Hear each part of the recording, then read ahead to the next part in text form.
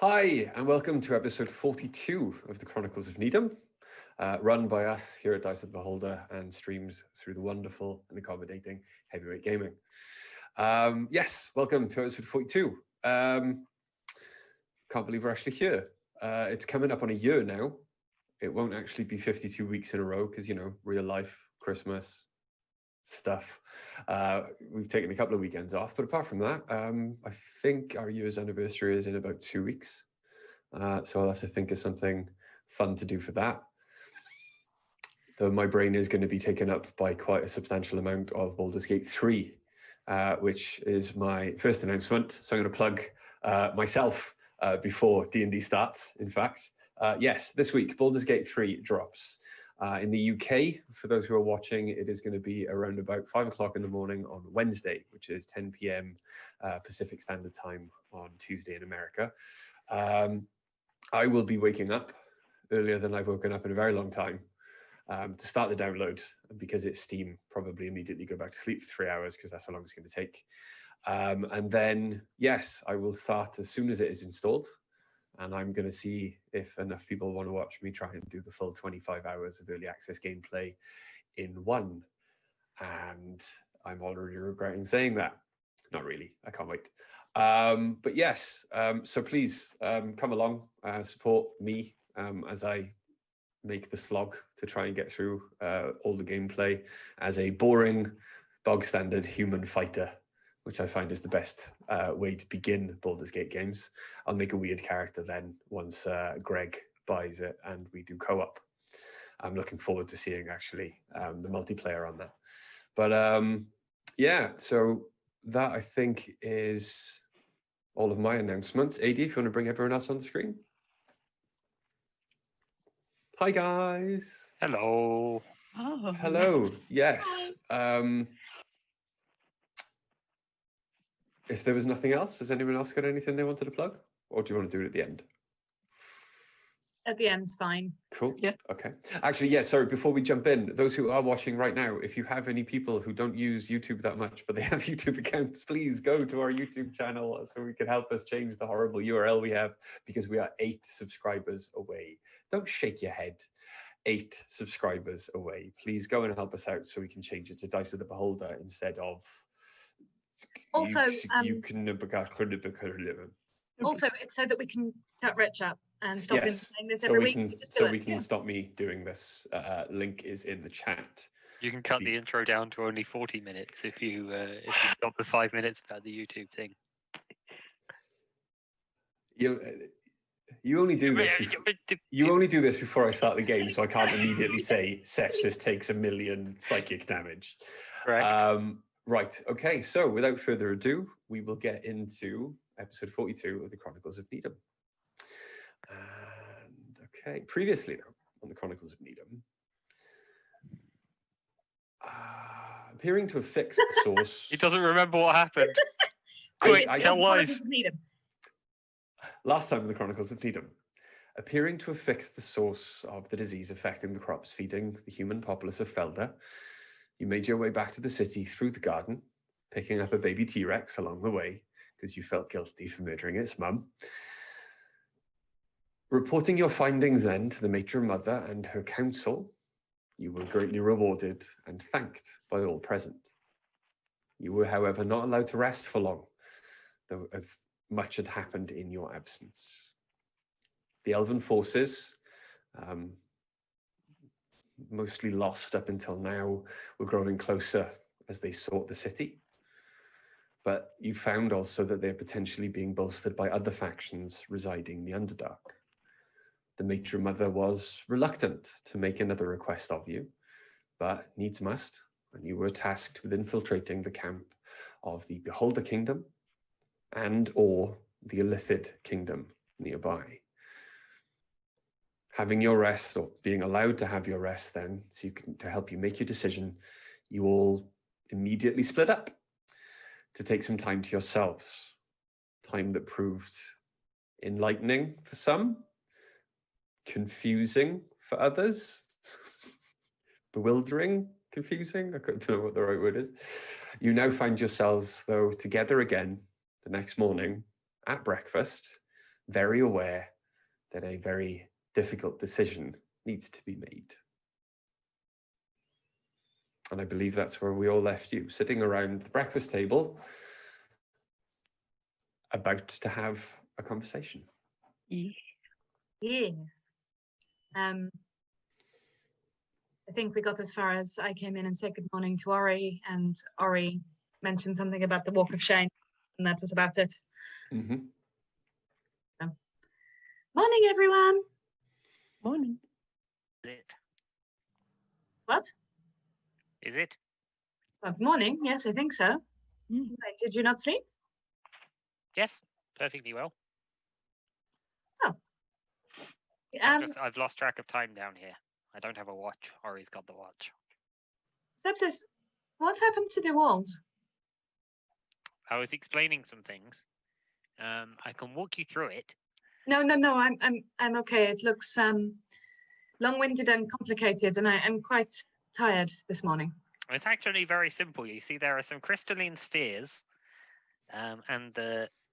It's fine. No, carry on. You can explain if you really want to. I think you seem committed.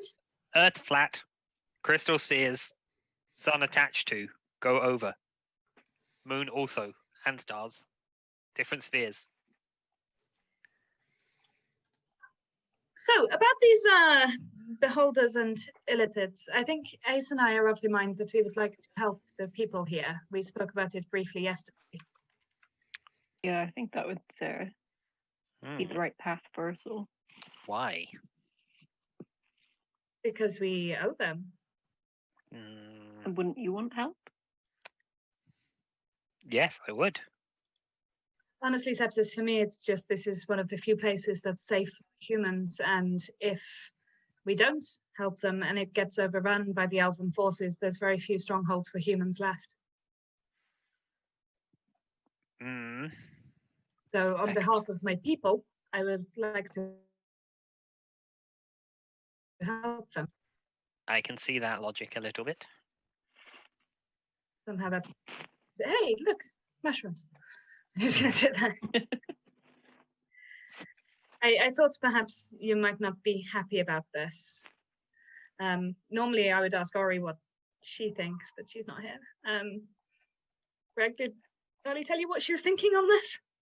She said she wants to go after the beholder versus the illithid. We could try the beholder, and if it goes well, we could consider helping with the illithids. I don't think there's any need to commit to everything all at once. We were only asked to take on one of those, I think. Actually, originally we were asked to take on both, but they said they would be grateful for one. I think it would be in our better interest to go one at a time and maybe not chuck ourselves into both. Also, at the very least, we have a safe-ish place here should we need somewhere to run to. Yeah. I'd rather keep it, safe. Keep it secret, keep it safe. Exactly. Sepsis, will you come? I don't see any choice, particularly. You always have a choice. You can refuse and just stay here. I could refuse, but then I'd have to make my way on my own, and I really don't know what that would look like. I don't know how this new look I'm sporting is going to be received up on the surface world. They're a bit more accepting of freaks up here, down here. Sepsis, you're not a freak. No, you're not a freak. Sepsis bears their pointy teeth.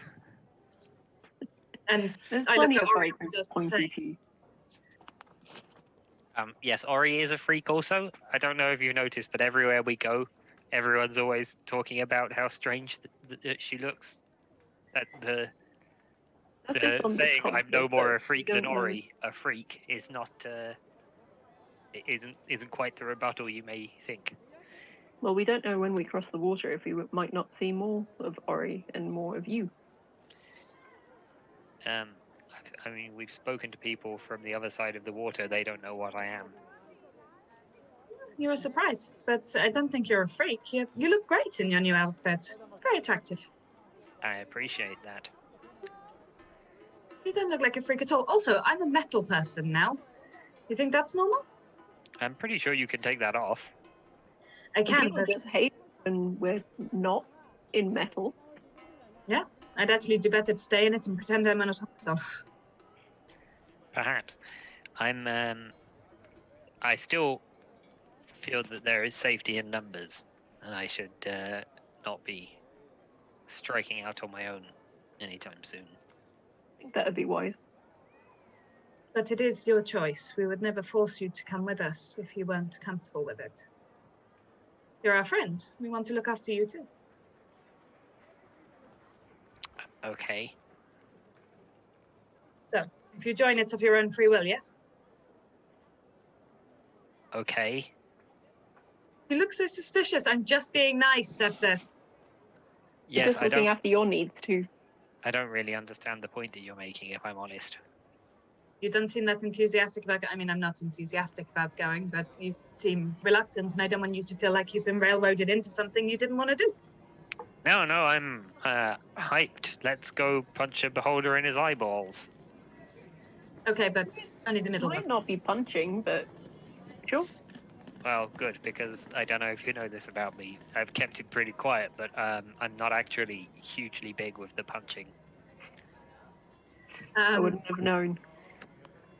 No, Yeah, you seem like I say, I've tried to keep it, under wraps. Hide my power level, you know. I think you've done a good job. I believed you were perfectly capable of punching people. Shall we go? Yeah, let's Let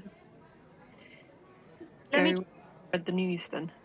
You do, however, while having breakfast, even though you are obviously very eager to be getting on, remember that you do not have to relay the news of whether you accepted the mission or not until that evening, when you are to have dinner with the matron mother and her daughter. Good. I have something I would like to do then, if I can. What would you like to do? After breakfast, I'd like to retreat to my room and take repeat off my crossbow and turn my cloak back into the cloak of Elvenkind. Okay.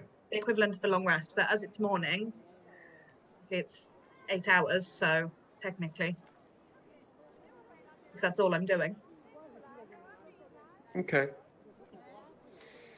We can say that as all you have done since waking is eaten breakfast and had a conversation, I'll allow that after the long rest that you had the previous night.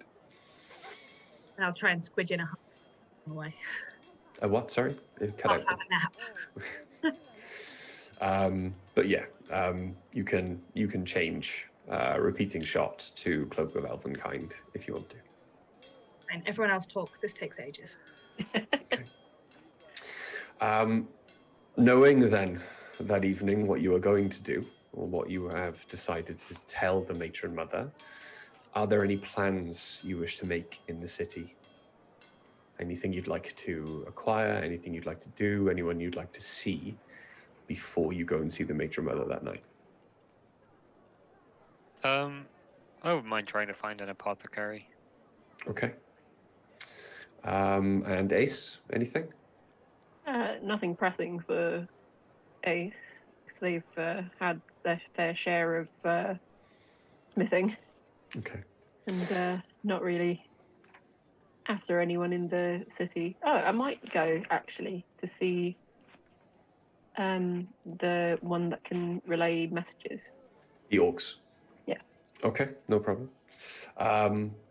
We'll do sepsis first then. Mm-hmm.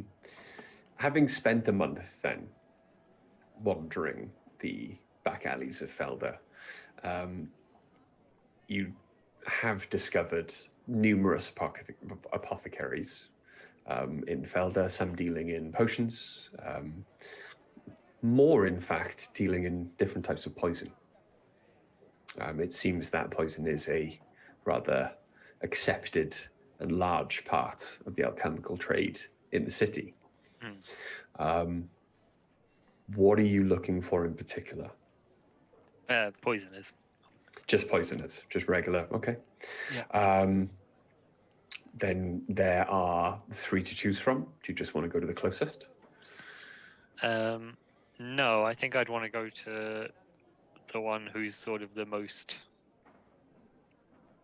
ingenious, creative, I guess. Okay. Roll me an insight check then. Love insight checks. I roll insight checks all day. Yeah, see, that's how good at those I am. 11. 11. Okay. With the practice of poisoning and alchemy being something that the drow were brought up on from a very young age, it seems any ingenuity really has gone out of the practice. All of the alchemical practitioners and makers of poisons in Felde seem to be very much of a muchness. There is one youngster who, while not shunned by everyone else, no one breathes too heavily when walking past their shop if a cloud of noxious gas seems to be coming out just in case. However, as you know yourself, with creativity and invention does come experimentation, and they tend to be the one trying to push the boundaries, as it were. So, after a short walk from your home, maybe 20 minutes or so, you do find yourself in front of a shop. Just now seems to be opening up. No one in there at the moment. And as you step in, there is the very, very heavy smell, almost assaulting the nostrils, like a kind of acidic burn that kind of tickles the back of your throat. Even as you breathe in gently, you don't even have to take a deep breath to kind of feel the catch. You can hear bottles and things clinking together in the back of the shop quite loudly, but you cannot see anyone at the moment. Hello.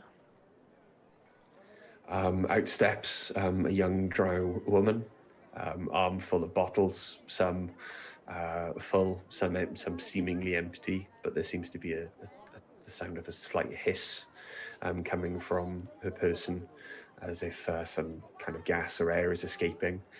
And she kind of tosses her hair back from covering her face. How can I help you? I'm looking to learn something. I am in both a teacher of alchemy. I've very recently only qualified in the exams, but I'm sure anything you wish to know, I can certainly point you in the right direction or help you in any way I can. I'm interested in your experiments. I have some ability myself. I'm not looking for a teacher. I don't need to learn the rudiments. What I'm looking for is... I do not have time to explain the rudiments. It seems we are both in luck today. What are you looking for? something interesting. Well, I have a great many interesting things here. I am experimenting with gases and with ingestibles and how you say it, the weapon oils. At the moment, I think I'm interested in gases, something that can be stored, thrown down, and then would fill an area, perhaps.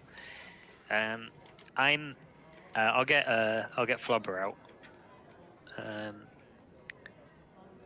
I'm interested in doing a little work, and I'm always curious to see what other people are working on. That might add to my own experiments. Did you just pull a flubber out of your pocket as well? Yeah. What is that? This is a little. This is my assistant. That is an alchemist's assistant. Yes, I call it Flubber. Very strange name. Yes, I saw it in a play. That is It is remarkable. How did this come into creation? I scraped it off something and put it in a jar, and then the next time I looked in the jar, it was alive. Yeah, I have heard of such things, though I have never seen them here. I would assume you were working in not fantastic conditions. You have no idea how accurately that describes my life up until this point. Well, I did not want to say anything, but I have heard of you and your friends. It cannot possibly be true, all of the stories that they say about you. I am certain they're not. I thought as much. Well, I have here, I have one. It is a prototype. I have been very interested in using the powers of alchemy to replicate the arcane. I have no magical skill myself. I have nothing but the power of my will and my brain. But I find that there are many things in nature that, if mixed correctly, can exceed even the greatest of the practitioners. I believe, but if you wait a moment, and she puts all the bottles down, presses a cork more firmly into one of them with her thumb, and you hear the hissing stop. She's gone for maybe 30 seconds into the back room before she comes back out and places what appears to be made almost entirely of gold, but very intricately put together, a golden ball.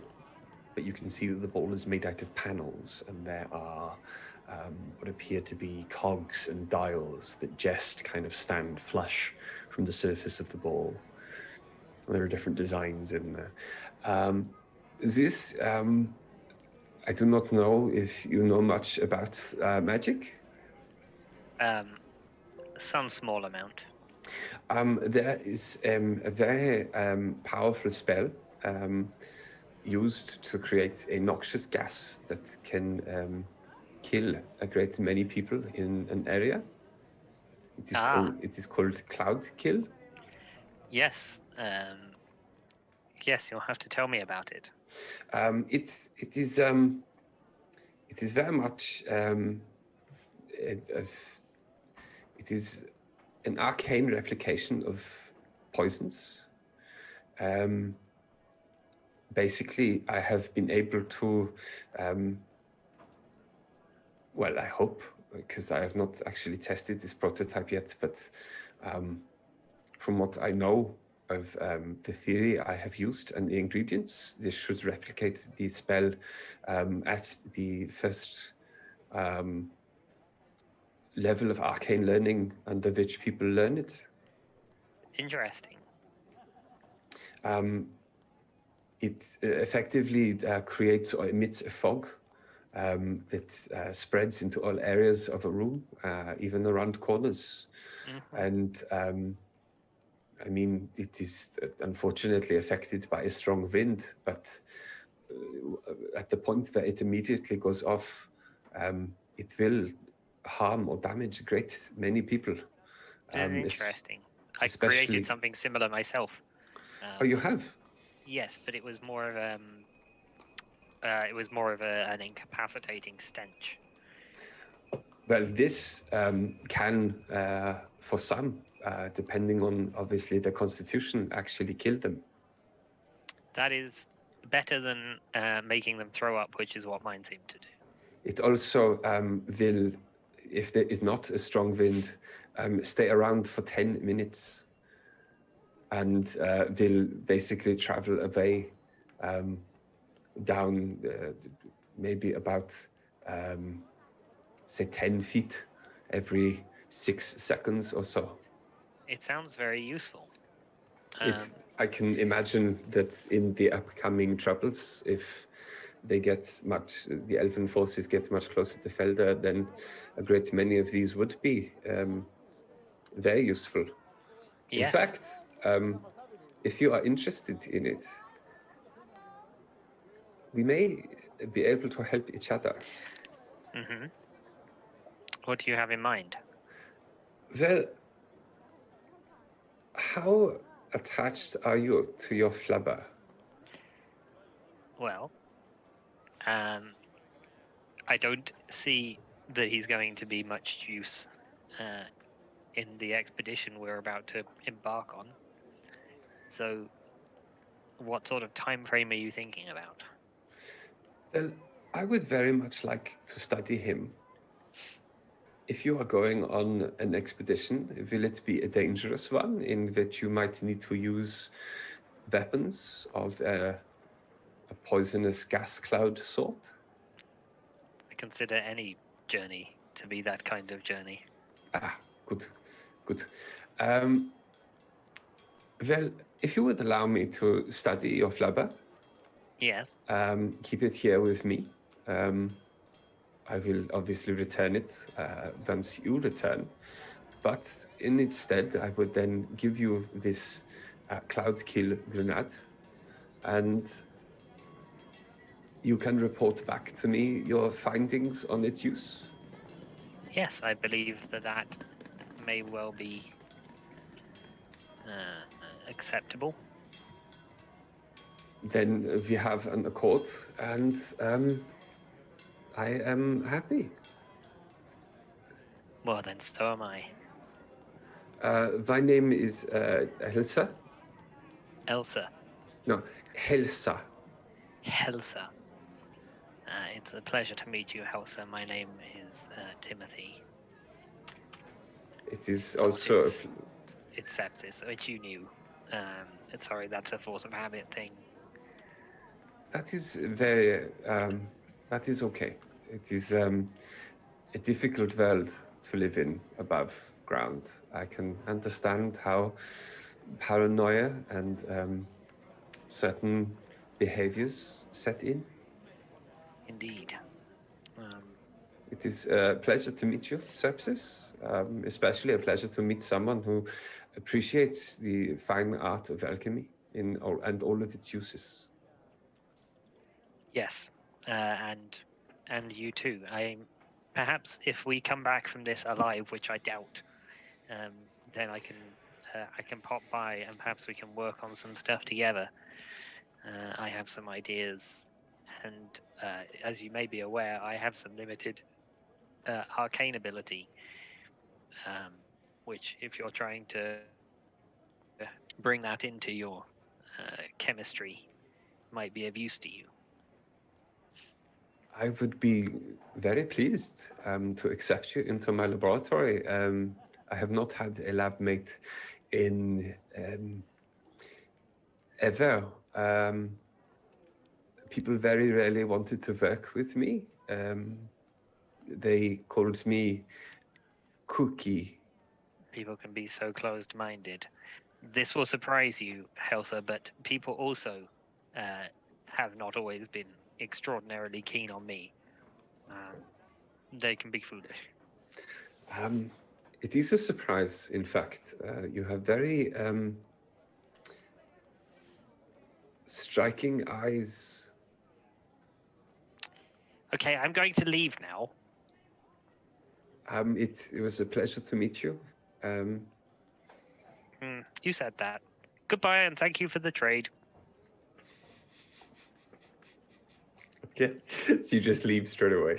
Yes. Okay, cool. Do you go straight back to the house, or I are do you go straight doing... back to the house, yeah. Cool, okay. I've got to step away for a minute, but I'll be back. Oh, no worries. Ace, you know where the orcs are. It doesn't take you long to get there. It is a hell of a lot busier in the orc camp than you've seen it, or than it was before you left on your trip to the garden. 2 weeks has changed quite a substantial amount of things. Even though there are less orcs in the camp, as they all seem to be off doing something else, people, there's no one sitting around, no one's stopped to chat. Everyone seems to be constantly moving, carrying, sharpening, smithing, and there is a palpable air of tension, even to anyone, regardless of your passive perception score, would pick up on. The one person that doesn't seem to be moving, and only because she is just standing there, like eyes moving, tracking all of the movement in the camp, is the grandmother, the chieftain, the lady chieftain of the Orc tribe. Okay, I'm going to approach her. She bows and nods at you respectfully. Yep, and I nod respectfully back. You've come for a message. I did, but I can see that it's quite tense here at the moment. Would it be the best time? I am well aware of my usage to my tribe. It is not for carrying or for running around. It is for watching and using my abilities to bolster my boys and their friends.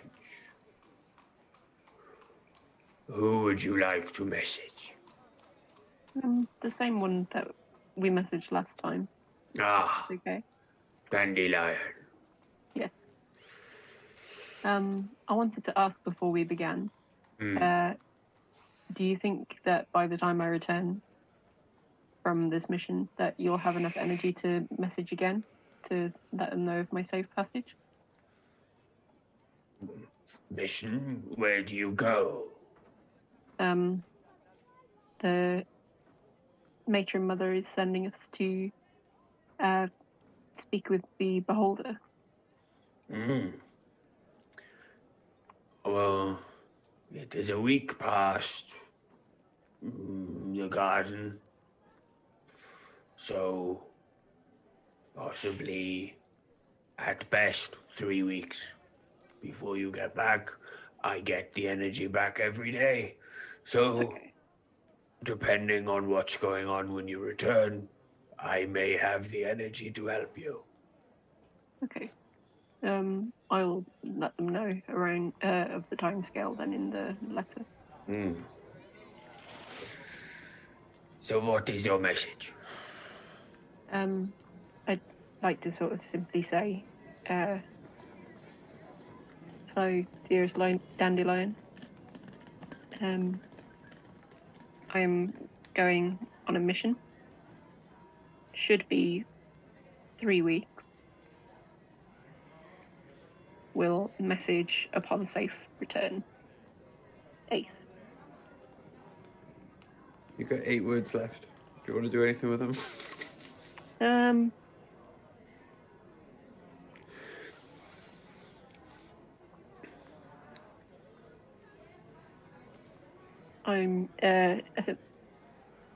can receive message until this evening. Yeah. The old orc woman just kind of smiles, and you hear her relay the message under her breath. As she closes her eyes, you can see there's a small kind of glow beneath her eyelids, just shines out as she incants the spell and relays the message. And just when it gets to the end, instead of saying can receive message until this evening,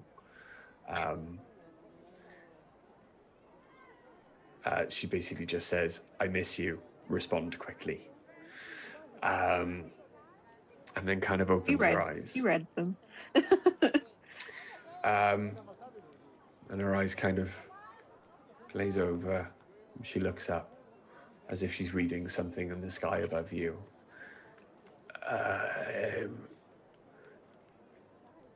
Oh, he likes you. Let me see. The mountains have filled my heart in your absence with their beauty and splendor. I will build a home for us here, if you wish. I miss you too. Ace is sort of like halfway through, like it just being like intensely red in the cheeks, but also like glazed over eyes, just like.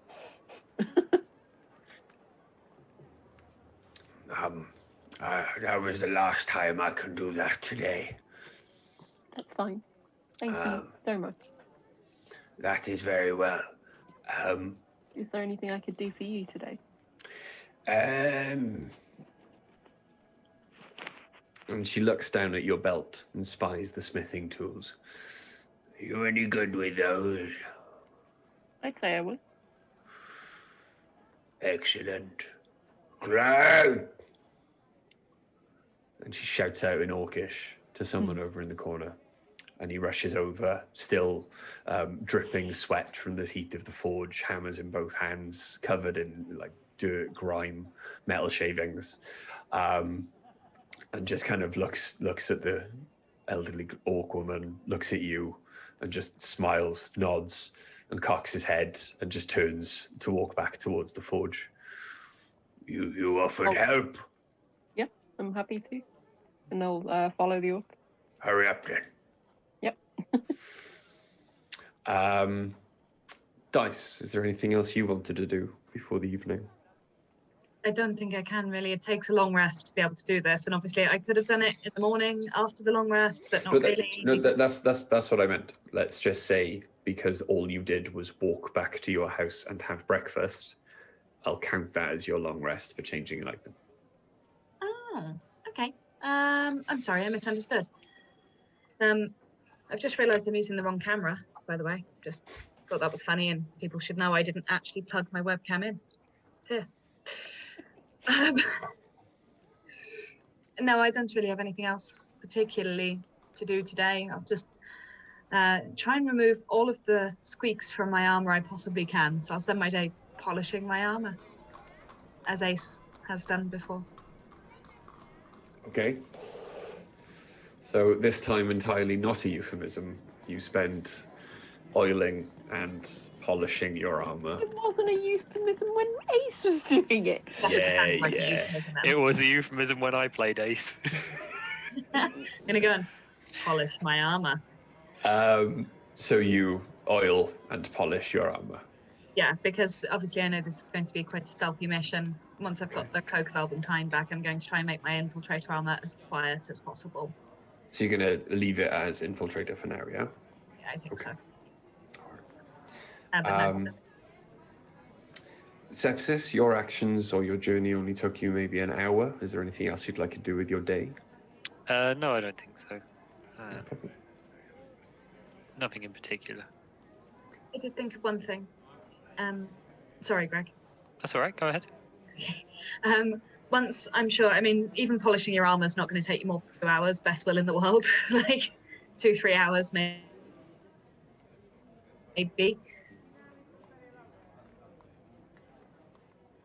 Not the way it is.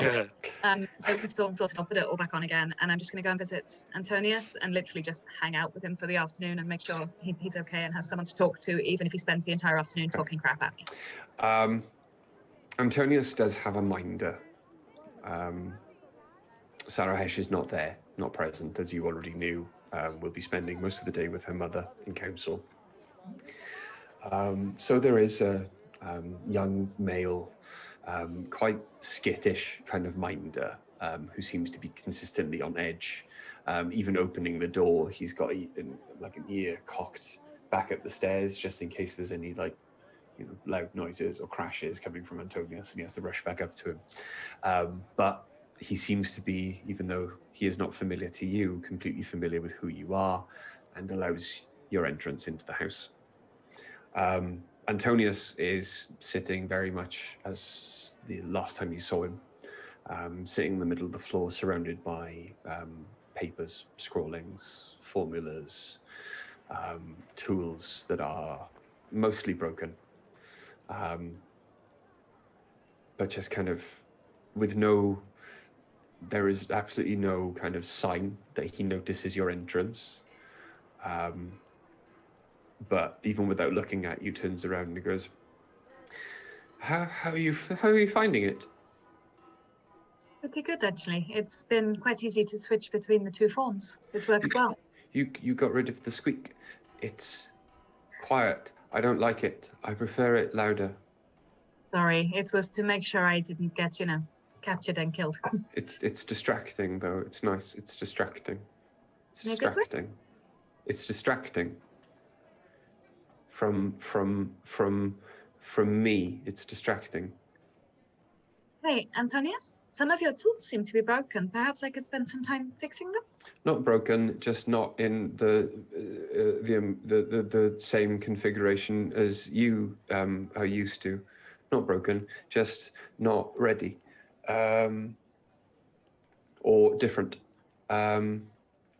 or destroyed. Can never remember which comes first. Where are you going? You got rid of the sound. You don't need to get rid of the sound in this city. This city's safe. Where are you going? We're going to investigate the beholders. Big eyes. Lots of eyes. All traveling around the one big eye. Big eyes. Big eyes. Cone. Cone. Won't work. Don't let him look at you. I fully intend to stay hidden, hence the lack of a squeak. But don't let him look at you, because it won't work. It won't work. It won't work. You will die. It won't work. Don't let him look at you. We'll do our best. I can't promise, but we'll try. Okay. Yes. And then come back. Don't go anywhere else. Don't Okay, go go. there. Don't go anywhere else. There's nowhere else to go in the Underdark. Nothing else to see. No one else to save. There's nothing else. Antonius, I know that's not true. It is true. There is nothing else. There's nothing else there because there's nothing here where there was. And he points to the back of his head where there is a large kind of bite-like scar in his scalp. Well, you are actually one of the reasons I was happy to agree to visit the beholders instead. So you've helped to keep us safe, okay? I'm not good at safe. Me neither. I wanted to be good at safe. I wanted to make everyone safe. I know. But everyone died. Or everyone is gone, which is as good as dead. Because if you can't remember them, they may as well be. Maybe they remember you. Not if they're dead. Dead don't remember anyone. That may not be true either. Hey, can we have a look at your notebooks again? And you can tell me about things? For a bit of time? If you like. I have a design for a new type of crossbow. I don't think it works though. And I'm literally just sketching out something rough in my book. And I go, can you help me make sense of what would make a crossbow better so you could fire more than one piece of ammo at once? Could we look at it together? Yes. I know exactly what would make that crossbow work. And he crumples up the piece of paper, throw it away. We start again. That's how that crossbow will work. Come. You think? And he makes you sit down and start scrolling on the floor in front of you. Do you spend the rest of the day with him? Yeah, of course. Okay. Also, his carer probably looks relieved. His carer does. as you sit down and start scrolling and you look to be getting into work together, his carer visibly kind of just deflates into a chair nearby and starts like breathing much more gently, looks less skittish, closes his eyes, looks to be dozing after a while. But yeah, so eventually, after you've all partaken of a midday meal, the day wears on. The midday meal for Ace is a hearty stew, the bowl of which given to Ace is about half the size of their torso. But after the grueling work in the Orcish forge, which is a lot more rudimentary than the dwarven one, but it startles you with the rough look, but the wonderful quality of the work that is coming out of the Orcish forge. It does not seem like the rough look is a reflection of the care and attention and skill that has gone into it. It is in fact more of an aesthetic. They purposely make it look battered and of less value, but you know yourself that it's some of the finest pieces you've ever seen made and will quite happily stand up in battle. But you do eventually, after your midday meal, and with the respect now of your new Orcish smith friends, begin to make your way back to the house to refresh yourself and get ready for your evening meal. Which is where, on the streets on the way back, you bump into Dice. Hey. Hey, where did you find yourself today? Well, I polished my armor. And then Ace just deadpan. I polished my, you know what, forget it, it's cool. I polished my armor, I got rid of some squeaks. What oils do you use? I don't know, what do you normally use to oil armor? Anyone actually know the answer to this? Because I don't do it very often. No? So most of my I armor's made of generally latex and use- leather. Like actual grease, usually. Yeah.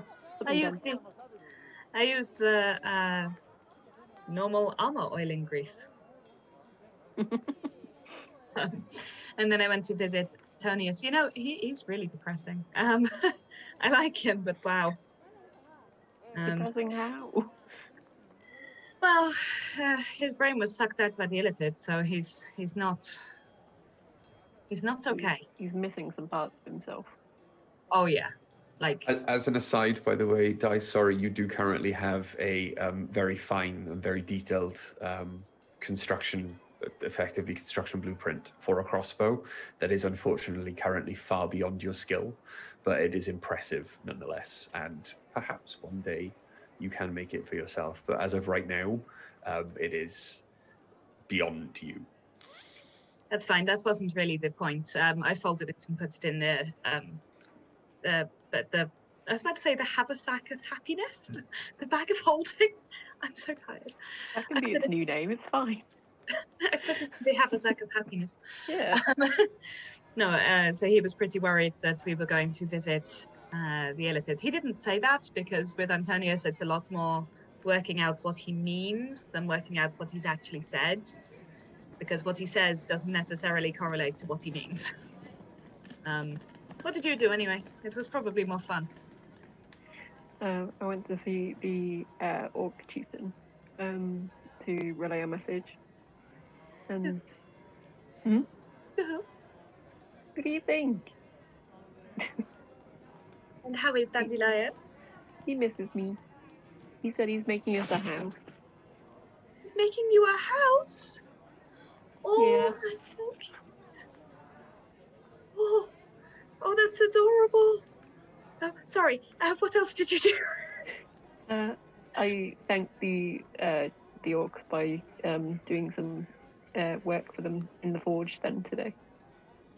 Aw, so your cat's busy. I wonder what Grumpy Boots did. Sorry, Sepsis. I wonder what Sepsis did.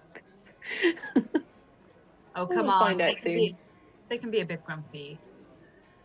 I have no idea what you're talking about. Not there. You do as part of this conversation. eventually- Sepsis walks into the kitchen. I have no idea what you're talking about. You do at this point in the conversation get back to the front door. Fives is still there, standing guard outside the front door of your house. Guards. No, Fives is standing. Fives Oh, is standing right. outside the door of your house, standing guard. I thought you were like, there's guards there, they're taking you to jail now. No. For why? We've been good people. Crimes. We've For your crimes. helped. Many crimes. None of you have committed any crimes. Agreed. But yeah, you make your way back in. Sepsis, where are you? I don't know. Probably just in my room. Okay. Can I see Then- Fluffy? Fluffy is currently playing fetch with Lara. As we walk in, then I'm going to pat Ace for a second, then run over and go, "Hello, Fluffy. Hello," and give him scratches on his chin. The lizard, the T-Rex baby is very confused. But Hey, we've done this all the way on the travel Yeah. from the garden to here. Yeah, we were acquiesces to expecting- the scritches and just kind of, it's got a very large bone in its mouth, and it just kind of it keeps kind of struggling to get away, like it's trying to get back to Lara to continue its game of fetch. I give it one last scratch and go to the kitchen. Busy with its Um, dinosaur business. Busy dinoing. Sepsis, you can hear everyone enter upstairs. Okay. They are walking directly overhead, of course. Yeah, I think I'll probably Overhead. keep to myself. Okay. Sepsis is in the basement. Oh, okay. Yeah. What time is it? Um, I'm asking Ori, but Ori's Yeah, Ori checks their watch. It is coming up on very close to evening meal time. It's around about 5:30. Are we joining them for dinner? Was that the? Evening meal, I think, is what was established. So Yeah, dinner. What time do we have to go? Did they send someone to fetch us? Are we supposed to guess? I don't know. I imagine that we should probably, dress up for the occasion, though.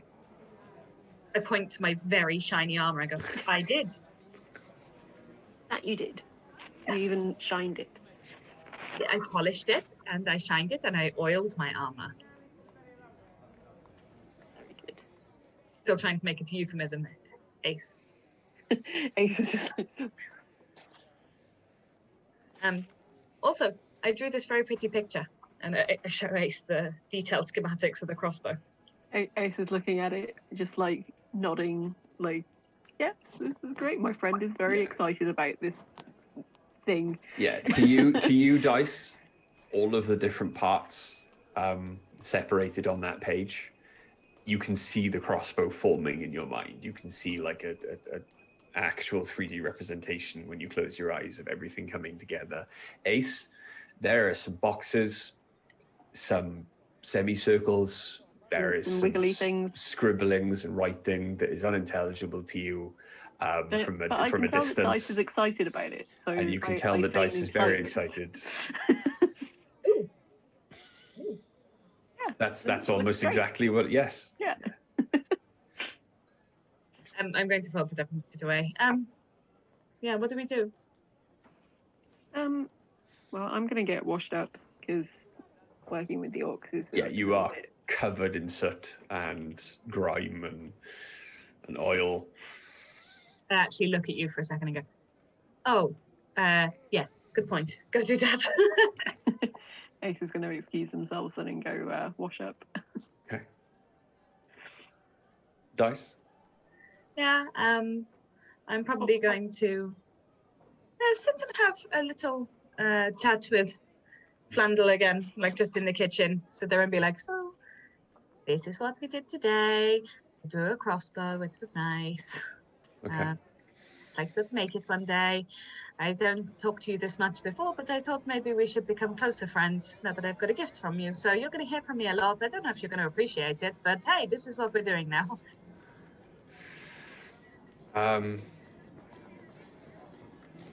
And what was Ori doing this time? You don't lost my know. brain. Hard to say. Dice, apart from the noise and the general hubbub of the city around you, you don't get much of an answer back. There's nothing that stands out.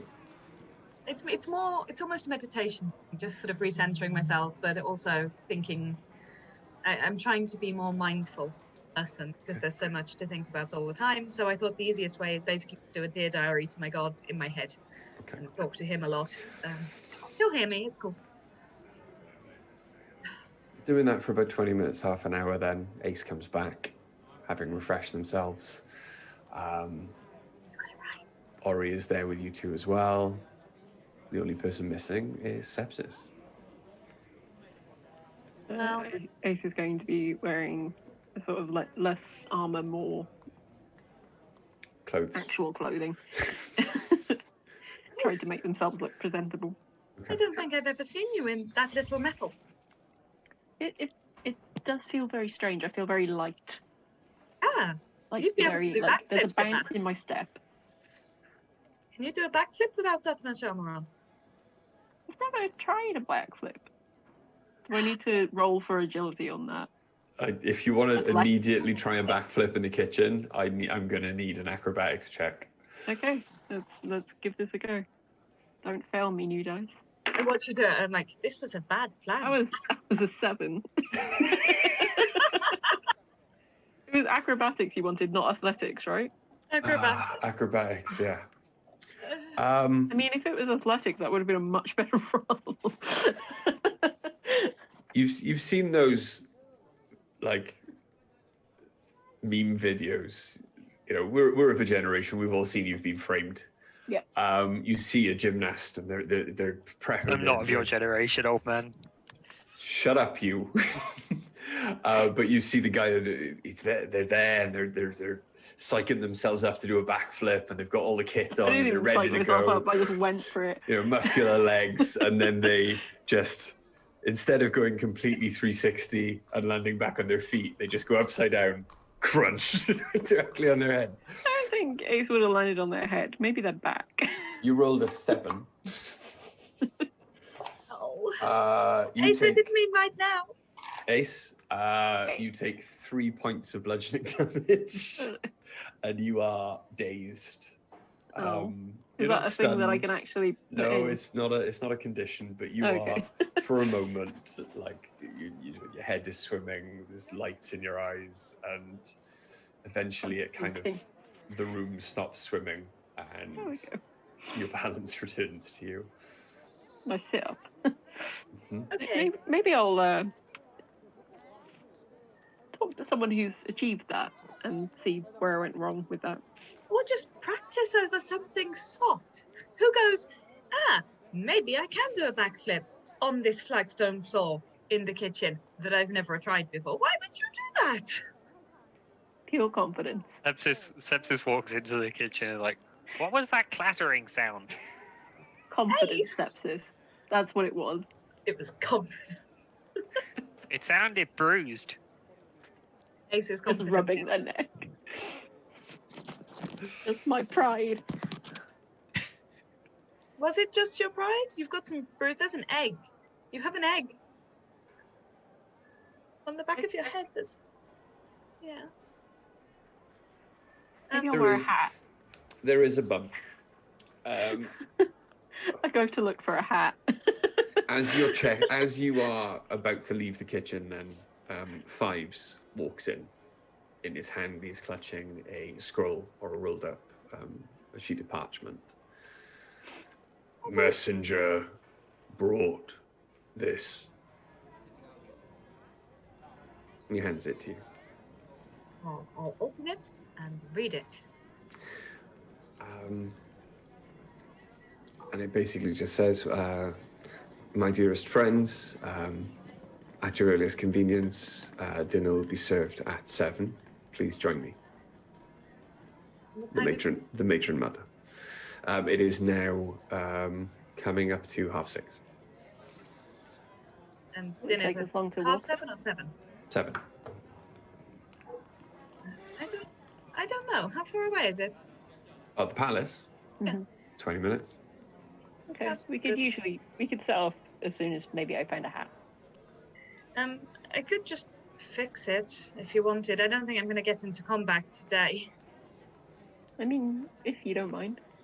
I'm going to cast Cure Wounds at first level and just fix Ace's head. I mean, I could probably do it myself. It's okay. Really, I don't use spells that much in combat should anything happen. It's all right. Okay. I fixed Ace's egg. Okay. And you all ready to go? Sepsis, you ready? Cool. Yes. Okay. Stepping out then, now that it's coming up on, well, you're in early evening in the city of Felde. It is startling, having spent a month walking around the streets. It is startling to you how quiet they are now. There are no guards to be seen. They're all somewhere else. Very few adult humans, though there are one or two now maybe taking a restorative walk, but they do not look very well. They still look quite sick, but well enough to actually get out of bed and leave their house, which is perhaps a good sign. But the closer you get to the palace, the less people you see, until when you get to the palace now, instead of being ringed by guards as it was previously, the courtyard is completely deserted. You walk up the steps. The interior of the palace is lit, but dimly, not like it is normally. But the lights do only lead you down one particular corridor. And as you make your way, you hear a soft, gentle music playing in the distance. And you eventually round a crystal corner, and the room in front of you opens up. It is not the council chamber. These look much more personal, more homey. Still spartanly furnished, but what is there is a great deal of artwork from the surface world, a great deal of landscapes, panoramas, painted with such skill that you almost think you're looking out of a window. You expect the scenery to move. You expect to see wind tossing the grass, shifting the leaves on trees. You expect to see the bird hanging in the air suddenly drop and strike at a rabbit in the grass below. But they are all paintings. There is no movement, there is no magic to them apart from the skill that it took to create them. In the center of the room then is a large dining table. There's only 3 people sitting at it. The matron mother, Sarah Hesh, and Liana, your drow guide from before. Liana turns, smiles at you all, raises her hand to wave. There's no food yet placed on the table, and the matron mother stands to greet you. It is a pleasure to be able to accommodate you here and have you for food. I apologize that I was not able to when you first arrived. And over Oh my the god, month, you're going to eat us? a joke, yes? Have us for food, you see. Yeah. Yeah, it was a joke. It was a joke. Very good. I like it. I will use that one. Please, if you will, sit. Food will be along shortly. My dice, de Marinos, please, if you would, I have saved a seat for you next to my daughter. You possibly have much to talk about. I know you were with Antonius all afternoon. I thought you could use the company. Yes, I would love to sit next to Sarah. He seems to be calmed by great minds. The greater the mind, the calmer he is. I hear now, after you left, he is sleeping quite contentedly. You have done him and us a great service with your attentions this afternoon, and we thank you. Firstly, I would not say I'm a great mind in any way, shape, or form. Secondly, I actually very much enjoy spending time with Antonio, as he is a brilliant, brilliant man, and actually quite a lot of fun. If you can get past the, it's good when we focus on things. I should sit, and I'll go and sit down. Sarahesh takes your hand as you sit. You are not allowed to ever again in my presence disparage yourself like that. I will not have it. You are great mind, and you are not allowed to disagree. I am a princess. I demand it. And also, I agree with your second point. I also very much like spending time with Antonius. It is not a chore. Do the rest of you sit as well? Yep, we all take our seats, I imagine. Yep.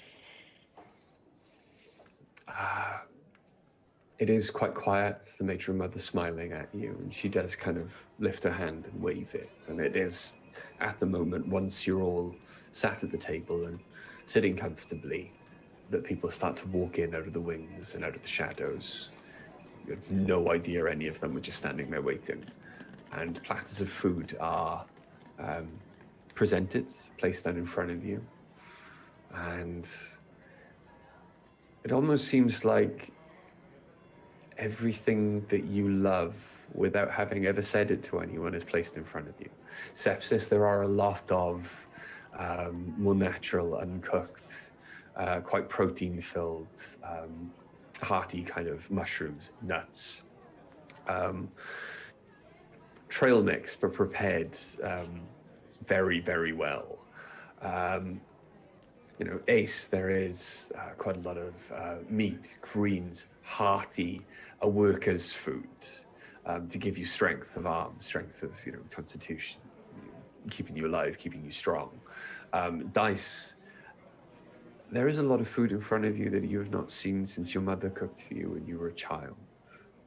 There is a lot of specialty dishes from Shalem, small ones, a platter of different Shalem tastes is put in front of you, and you are reminded heavily of your mother and father in the kitchen cooking together when you were young. Yeah, Oriana. Exactly, there is escargot, the frog's legs, there is everything. Coq au vin.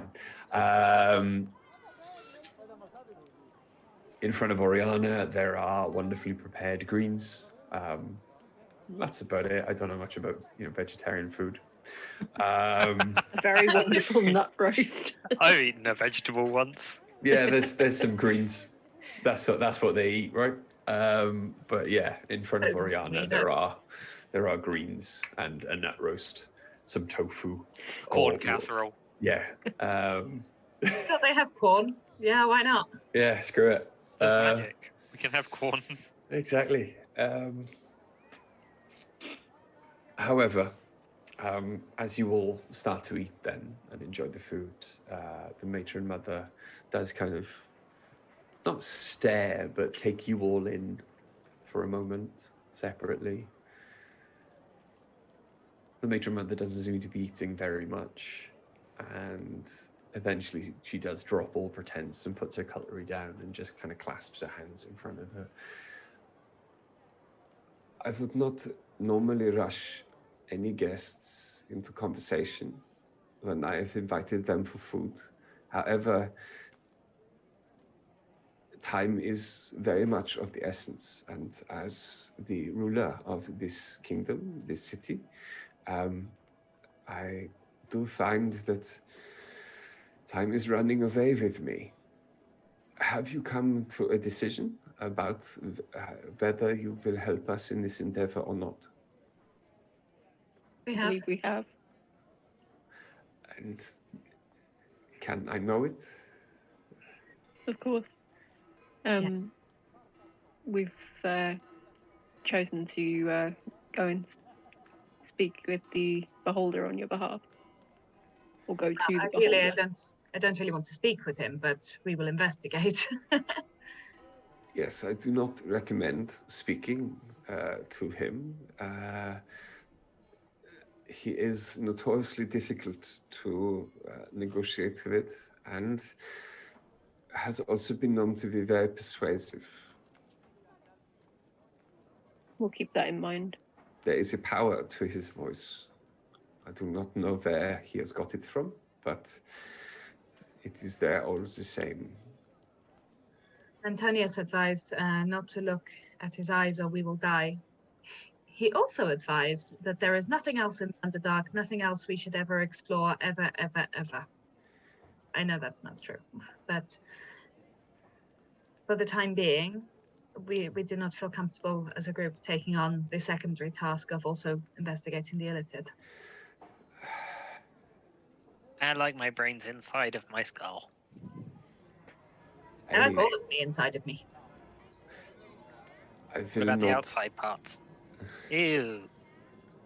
I will not lie and say I am not disappointed. But I do, of course, understand.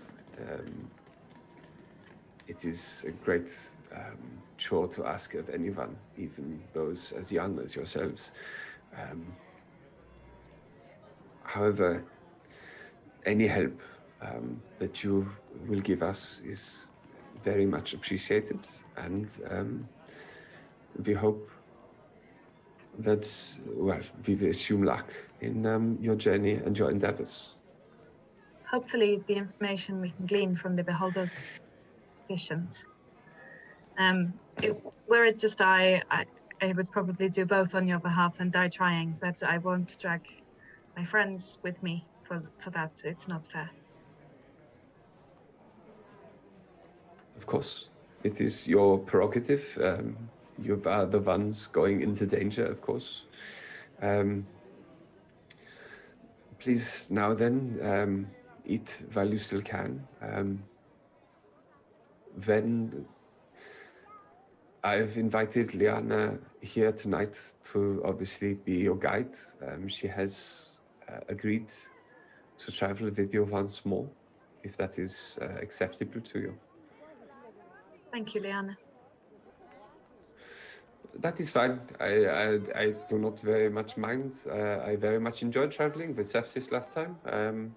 There is very much more to speak on with the poisons. I am okay. I'm good. Okay, but don't die, okay? Appreciate it. I believe very much that I can run faster than all of you. Diana You're likely not wrong. has an excellent technique for not dying. She leads from the back, far in the back. It is something I learned from tales of an old human general. Smart. Honestly, sepsis, it's where you prefer to be too. Was that brave to Robin? Nine, Field Marshal Haig.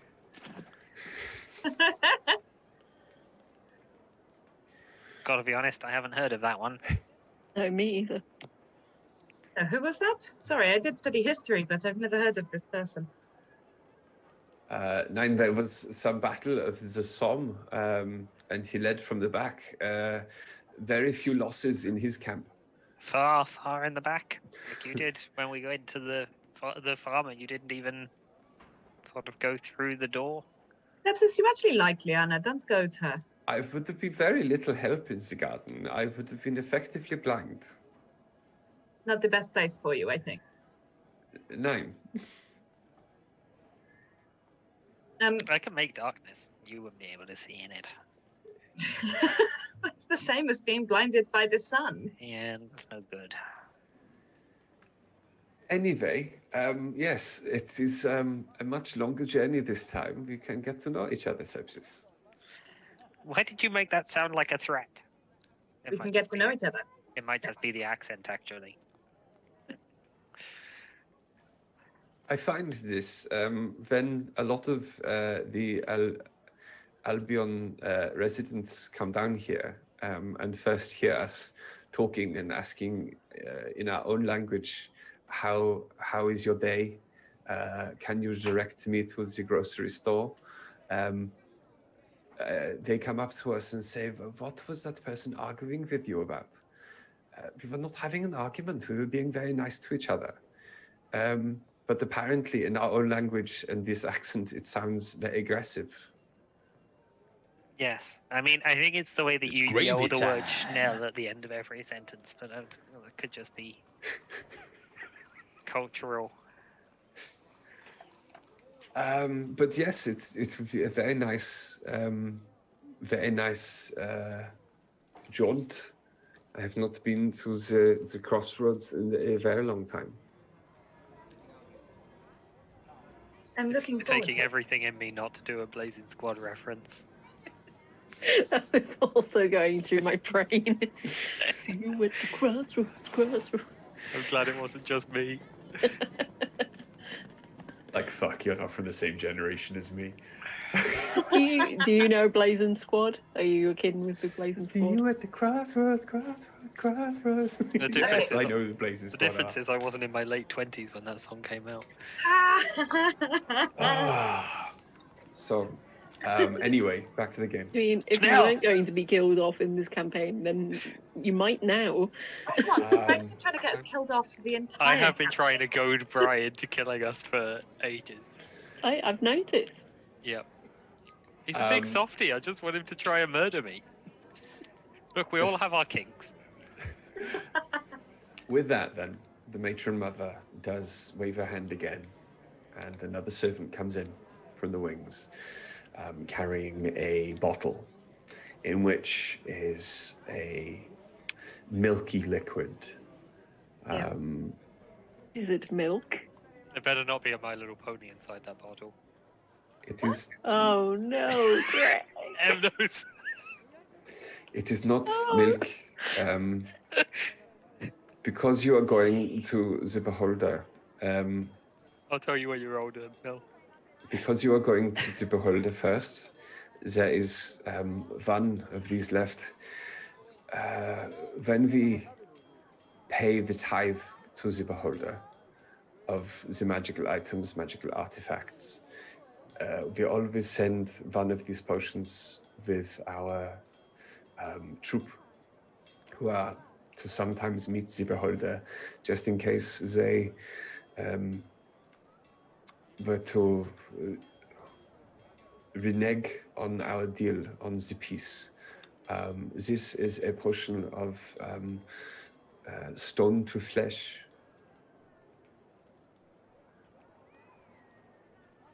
Oh. Bone to flesh? There are It's gravy many time. abilities a beholder has. Like the Gith in the garden, the one I promised I would try and help. The garden gith. The garden Gith.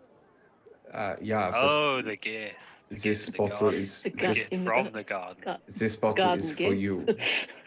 That gith. If you find that on your return journey you no longer require it, you can use it for whatever you wish.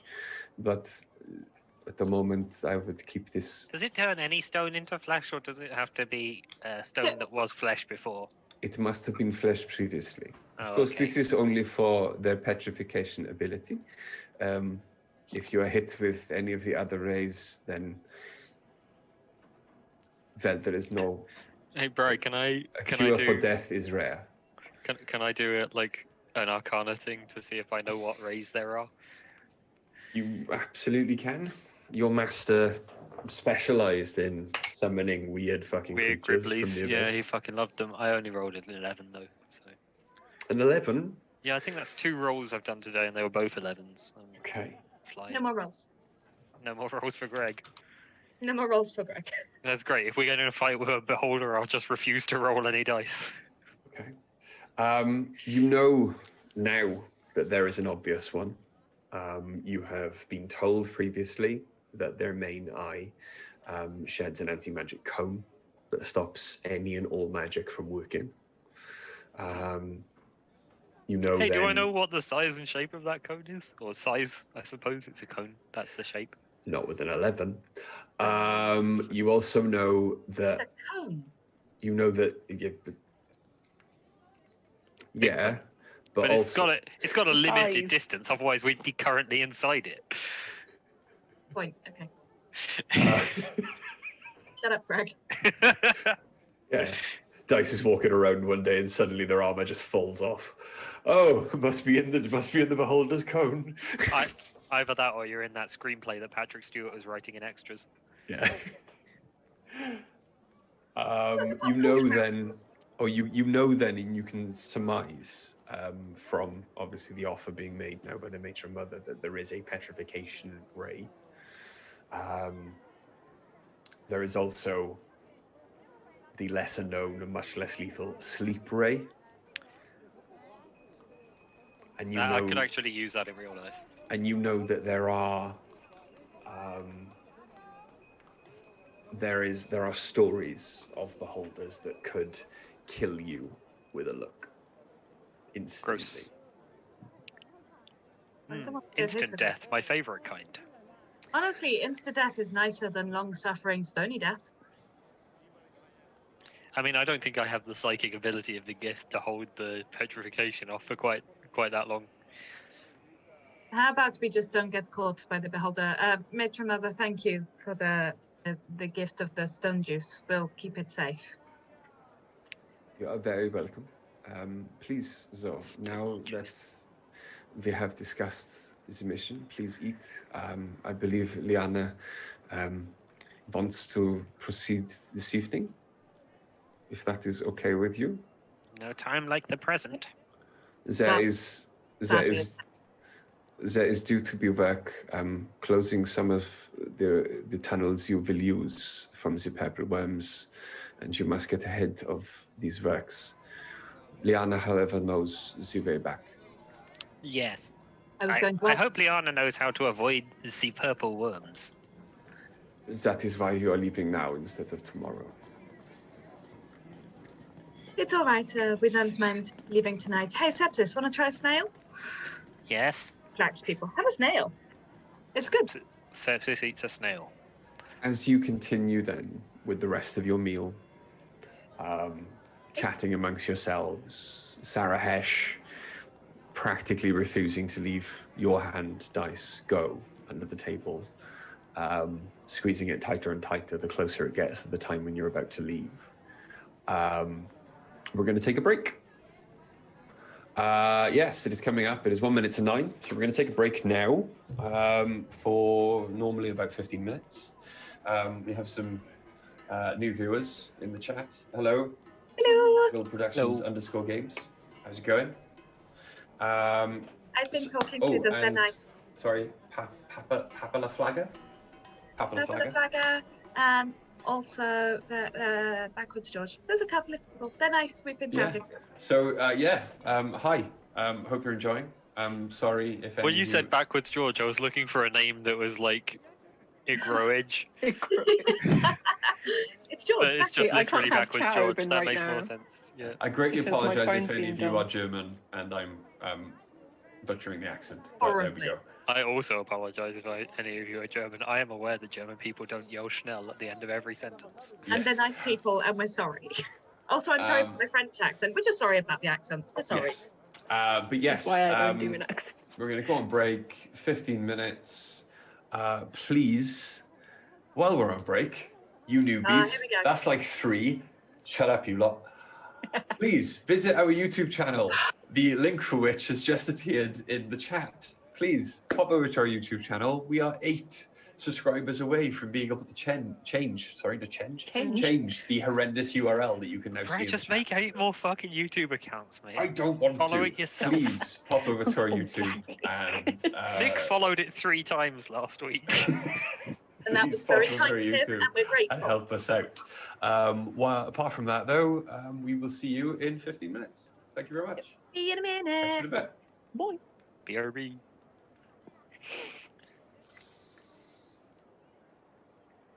You and that fucking YouTube channel, I swear to God. It's distressing. So, we're still in. We clear? What's happening? Just realised we're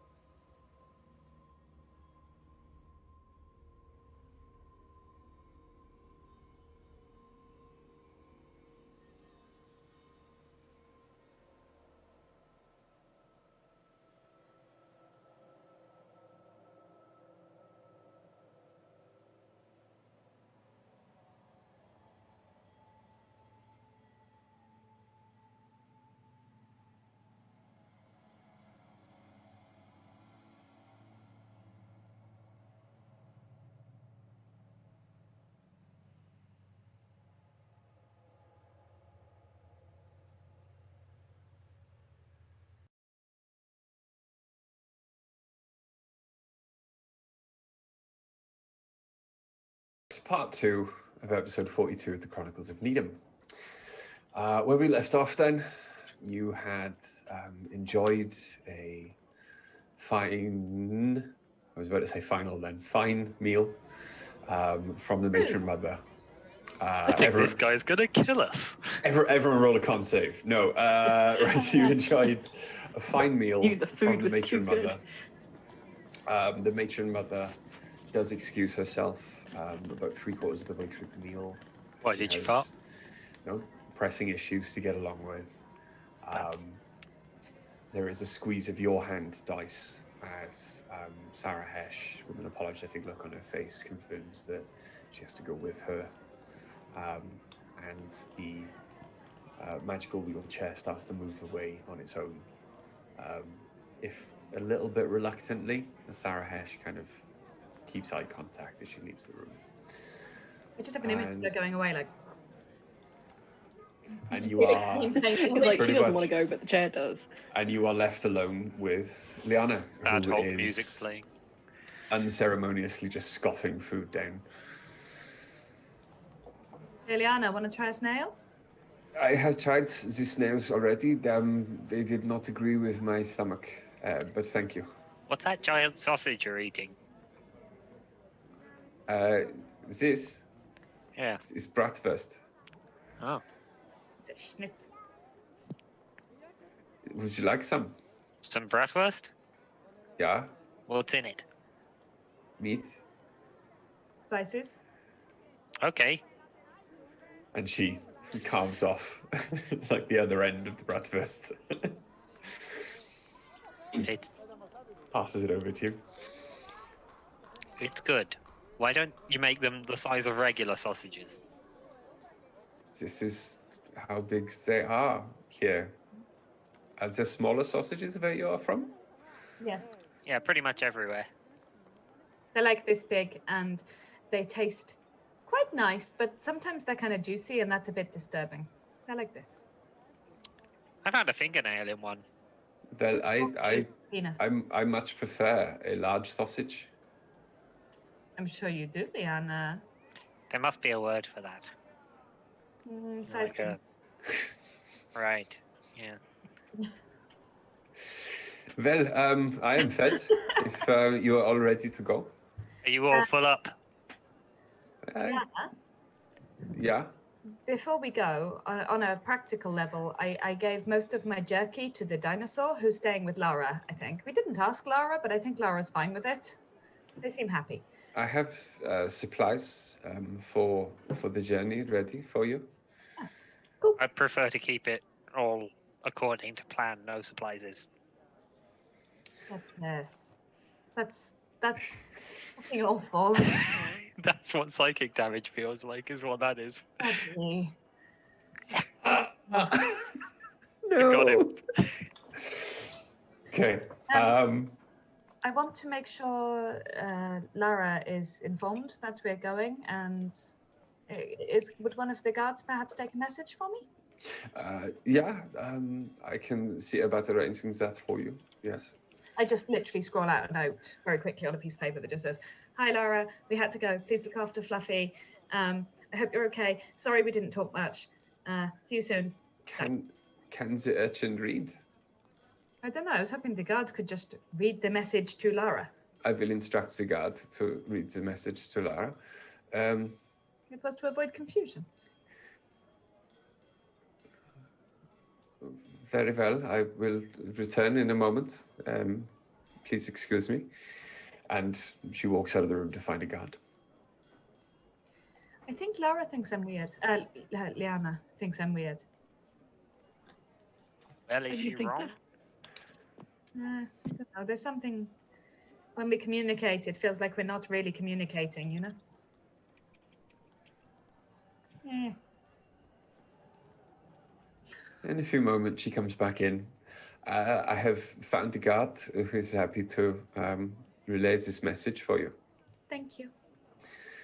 Are you ready? Everyone We were ready born to that go to way. dance? Yeah, we're good.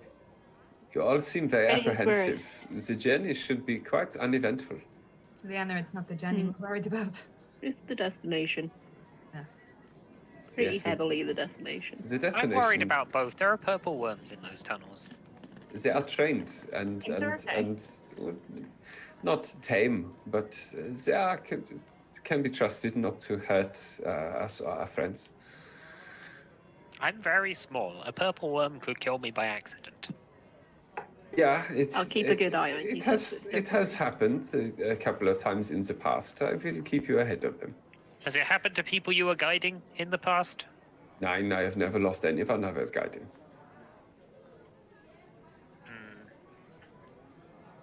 Glad to hear it. I have got lost, but I have never lost anyone else.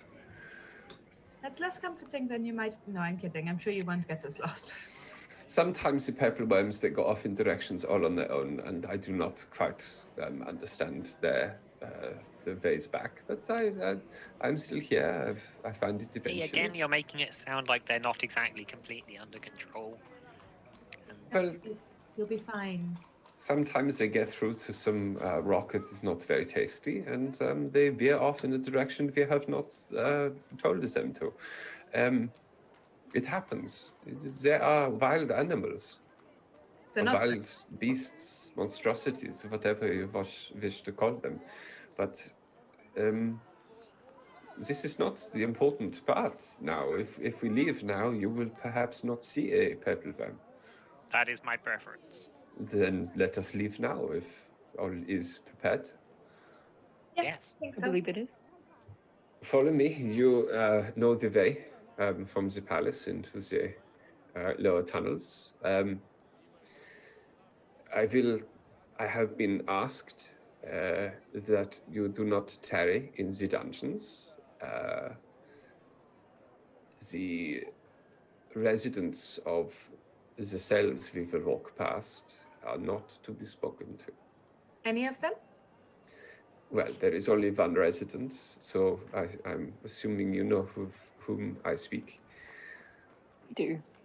So we're not allowed to speak to Benken. Not yet. That seems like an obscure Suspicious. decision on the basis that we traveled with him for a substantial amount of time, but okay. Yes, and then he was arrested as a possible war criminal, and the investigation is not yet complete.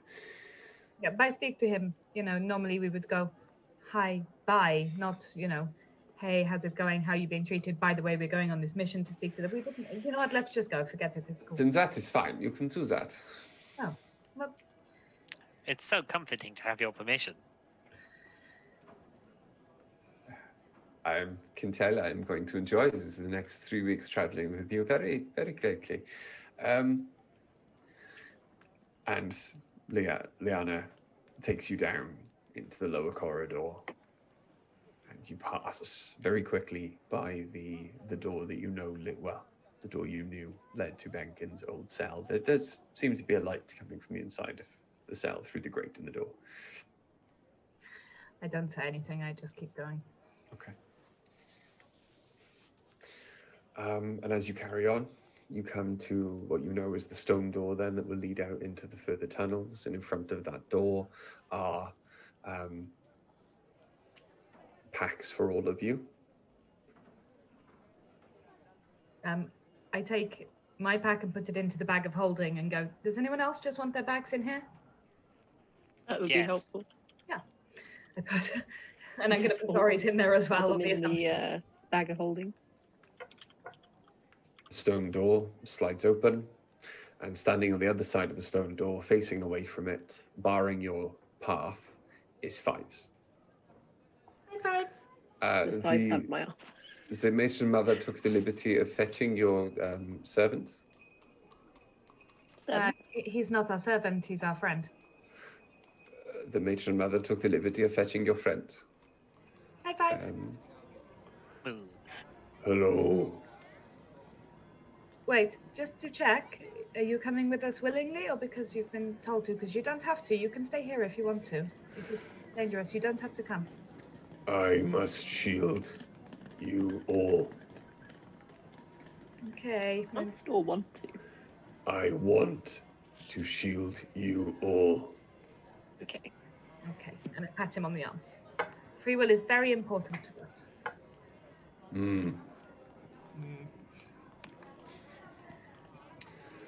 Almighty Then I DM. suppose we can carry on. Almighty DM. Yes? Did Vibes bring my armor because I wasn't wearing it? Yes, Five's brought your arm. Okay. That's Okay. important. gonna do a gang costume change now. Before we set off. Hey, Ace, maybe just behind that door?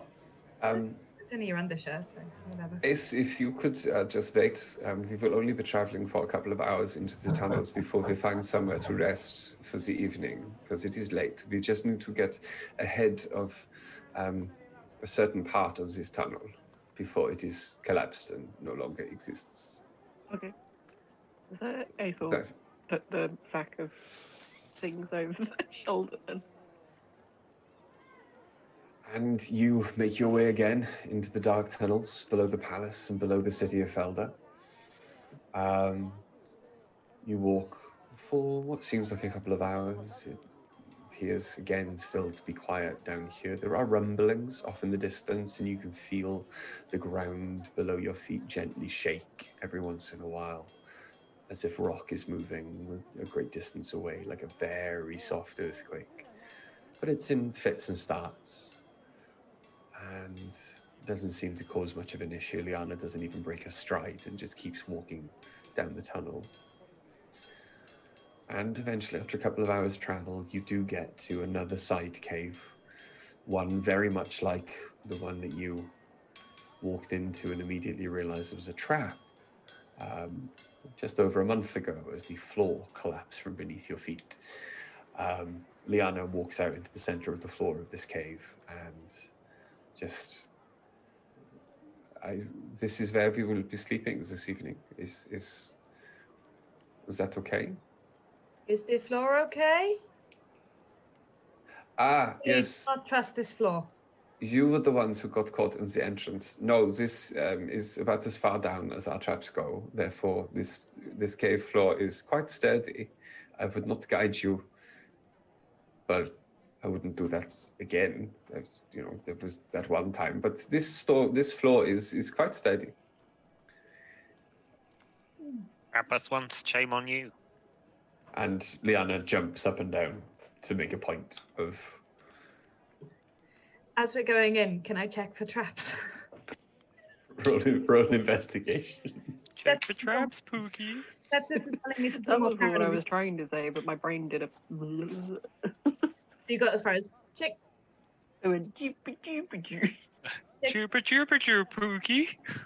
Is that investigation, Rich? Yes, it is. Okay. That is an 18. That was a bit 18. The floor seems it's all part of the cave. It is entirely one piece of stone, hollowed out through time, erosion. It is solid. There is no seam. Despite knowing this now, I very gingerly step onto the floor and tiptoe my way across and go, last time I was in a cave like this, I got really wet and I really, really hated it. And Liana I didn't know immediately... you found caves so exciting. As you approach Liana, she immediately just goes... as if the floor was about to fall out, and then just starts cackling with laughter at your reaction. I flick a pebble at her. From very close, so it's not going to hurt, but it's also not really hard. I thought Germanians didn't have a sense of humor. You thought what? I thought Germanians didn't have a sense of humor. They have. It is just much darker and drier than yours.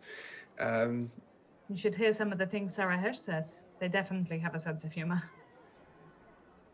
So I expect sepsis would do quite well in a drow house of comedy. They're very dry, very literal. It would go over very well. Though I do not think that sepsis would know why everyone was laughing at a lot of the things they said. What is the deal with caves? See? He's hilarious.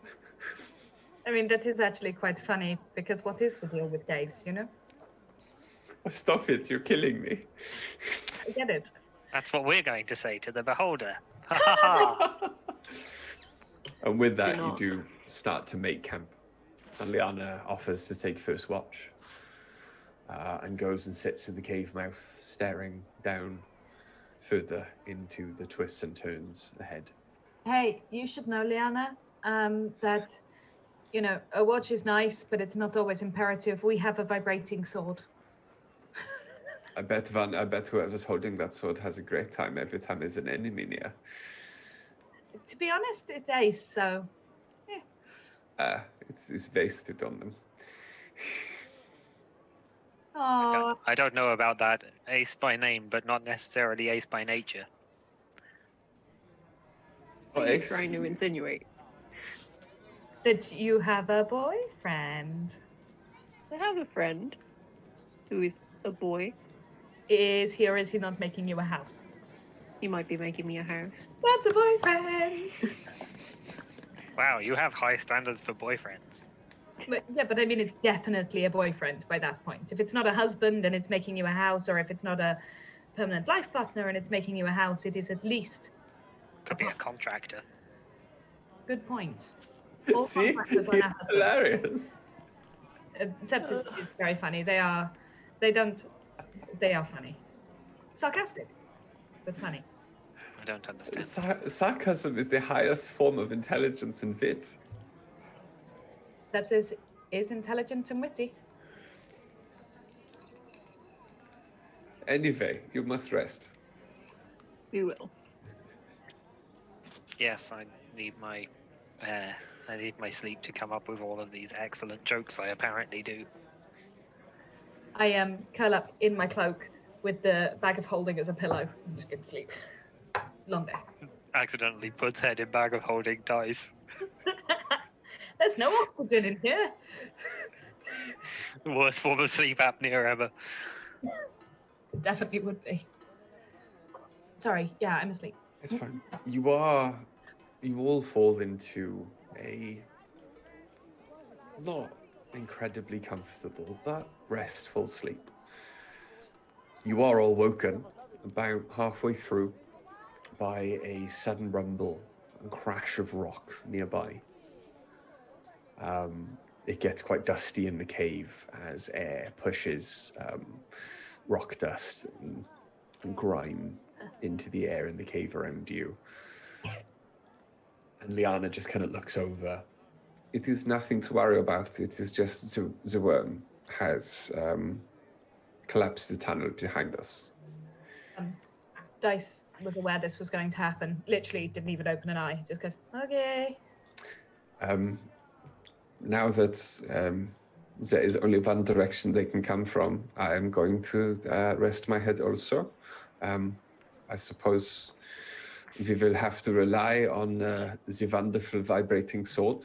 It's okay, I'll take a couple of hours and I'll go and sit by the door of the cave and just lean on the wall. 50-50 chance I might fall asleep or not. This is a great novelty, being looked after in a dark cave by a human without dark vision. You are all so funny. And Liana just kind of like rests her head down, and you can immediately hear. Good for you. She's just immediately conks out and goes to sleep. Hey, I bet I can see further than you in the dark anyway. Sepsis, I'm sure you can. I'm awake. I'm doing a watch. Look at me watch. We never do watches. This is fun. Okay. So, the next few days of travel through the caves are, as Liana has said, uneventful. The monotony of the travel is only broken up by, again, the crashing of stone, the collapse of tunnels pushing wind and new smells up and down tunnels. It's like being in a giant piston. However, what? You know, I just got us from a giant pits and I was like, what? And then you said to Okay. You do eventually find yourselves, because you are covering a lot of the same trail that you did before, you do eventually hear up in the distance and feel the heat as it grows. You can hear the hammer of the fire giants. You get to the bridge. You are, however, old hats at this now, and you know your way across this bridge without having to roll for it. You've done it a couple of times. You know what to watch out for, and you do it slowly, and you do eventually make your way across the bridge without incident. It is once you're past the bridge and you get to your first crossroads that you take the first direction that you haven't gone before. Instead of turning left towards the garden, Liana bids that you take a right, and you almost immediately start traveling further down. It is quite steep, not treacherous, but it does slow you somewhat as you start to traverse down the quite smooth floor. Some of you almost lose your footing a couple of times, but together you eventually make your way to flatter terrain. You can now probably work out from how far down you've traveled and how far away the garden was from the fire giants. You are now probably below the garden. Is there any Okay. water coming through the ceiling? Hmm? If we're Are there below any the roots? garden? Any roots, any water, anything to show we're under the garden? There is stone above you. It's gravy time. No, that place is pretty weird. Okay, so as you carry on, a few days go by, and one morning, Liana does hesitate at breakfast. She seems to not want the camp to be broken up quite so quickly, and does bid you all sit around to talk. We are approaching possibly the most dangerous part of our journey so far. Up ahead, the caves get much more spacious, and we will come to the crossroads. It will be evident you have arrived at the correct doorway into the crossroads when you see a stone pillar with a circle cut out of it. Do not go through the other door, as it is a trap and the rocks above will fall and surely crush you all. Okay, yes, that does sound bad. Then- Cut out, yeah? Yes, a stone pillar with a circle cut out at the top. A hole or a stone pillar around it. From a suppose that you certain, could from a certain put it point that of way. view, yes. That's However, this is the crossroads. This is where our diplomats come in certain times when the three kingdoms of the Beholder, the Illicit, and the Drow need to talk. At this time, because of the unrest and distrust between three kingdoms, I do not know what to expect when we get there. Are you coming in with us?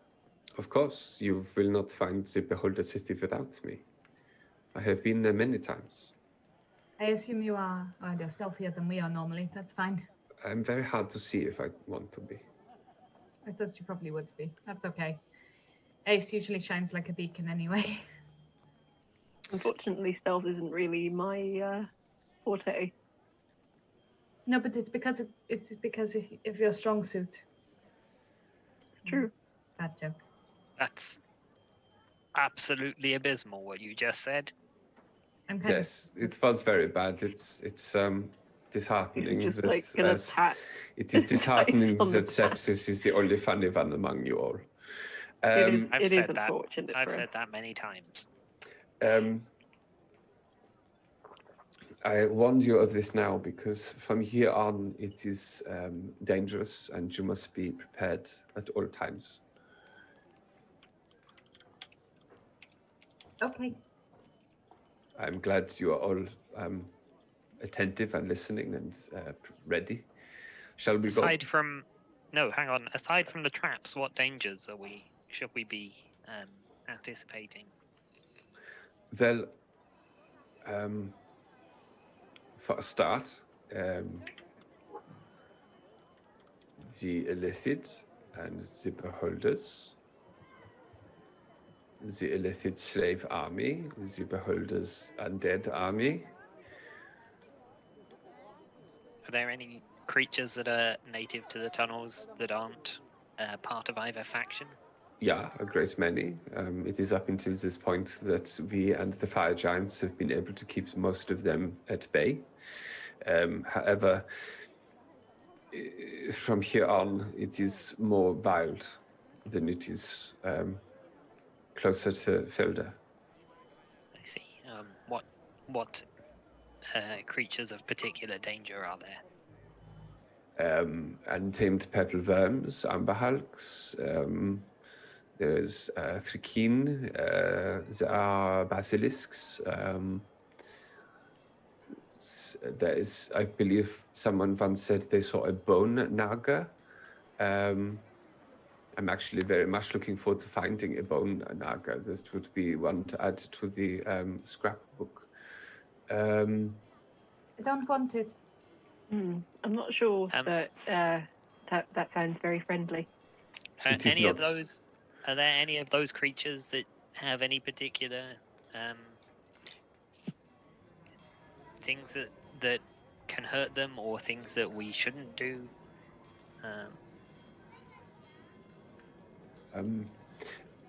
I find most of the denizens and the creatures that live in the Underdark, if you hit them enough times, they will die.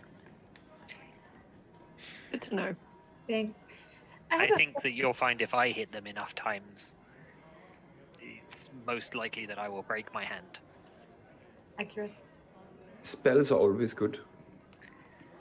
Yes. I can make, if stealth is our goal, I can make Ace slightly stealthier, but at the loss of their vision. Could you make Ace a lot stealthier instead?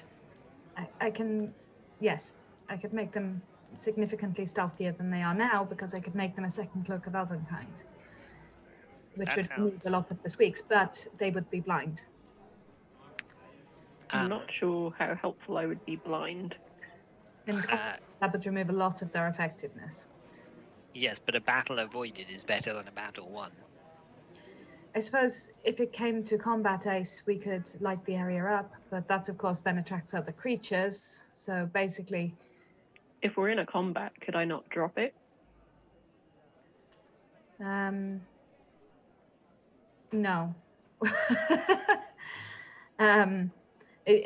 Essentially, the way my magic works is I would take your goggles of night and they would be destroyed, and I could imbue your cloak with the properties of the cloak of Elvenkind, but I couldn't maintain both. So I could make you stealthier, a lot stealthier, potentially, unless you roll 2 ones, but it would remove your dark vision completely.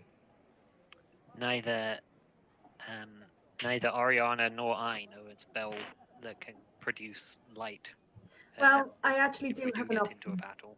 I have another option. I have the ability to use dark vision as a spell. So theoretically, I could do this for Ace. Let me just check what level it is. 1 second. Would you not be Do we still hamstrung in have the combat if goggles? you were concentrating on that? No, I don't think so. I think what Dice is saying is that she can make a cloak of Elvenkind, but then you wouldn't have the goggles.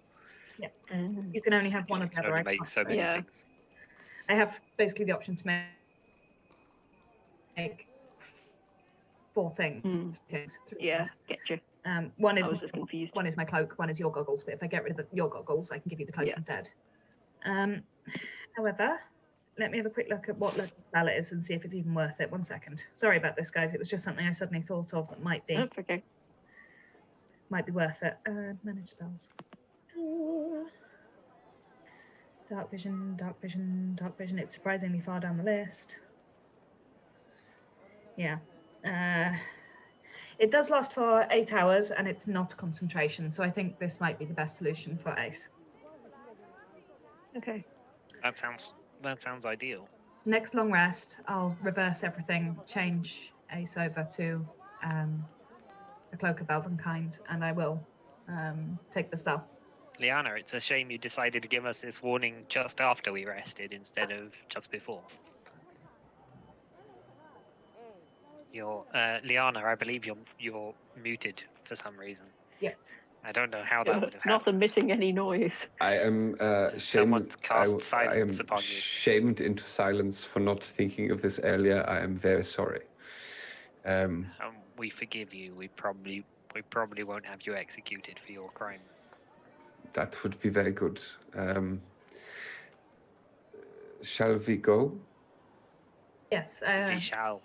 The next time we take a long rest, Ace, remind me, okay? I will. We have another possible day's travel before we get to the crossroads, so we should be all right, I suppose. Then the warning was well timed. Keep an eye out. Perfect. Perhaps we will not go so quickly today, and be prepared for tomorrow. Do we need to move Yeah. stealthily today? It would be probably preferable. We'll try. There are things in these caves that only hunt using sound. Perhaps if we don't need to move as fast today, perhaps it would be sensible to send you ahead, Liana, and you could scout and then come back and guide us so that we can avoid anything too dangerous. Of course, that is a good plan. I can go with you if you would like. I can be quite stealthy. Nine, I am very much stealthier on my own, but thank you for the offer. I will take this chalk. I will mark out the route you must take, and if anything bad happens, I will return. Okay. Thank you. As you can see the chalk against the stone, yeah? I can. Yeah. Good. Well, good luck. Thank you. And Liana moves off from breakfast into the corridor.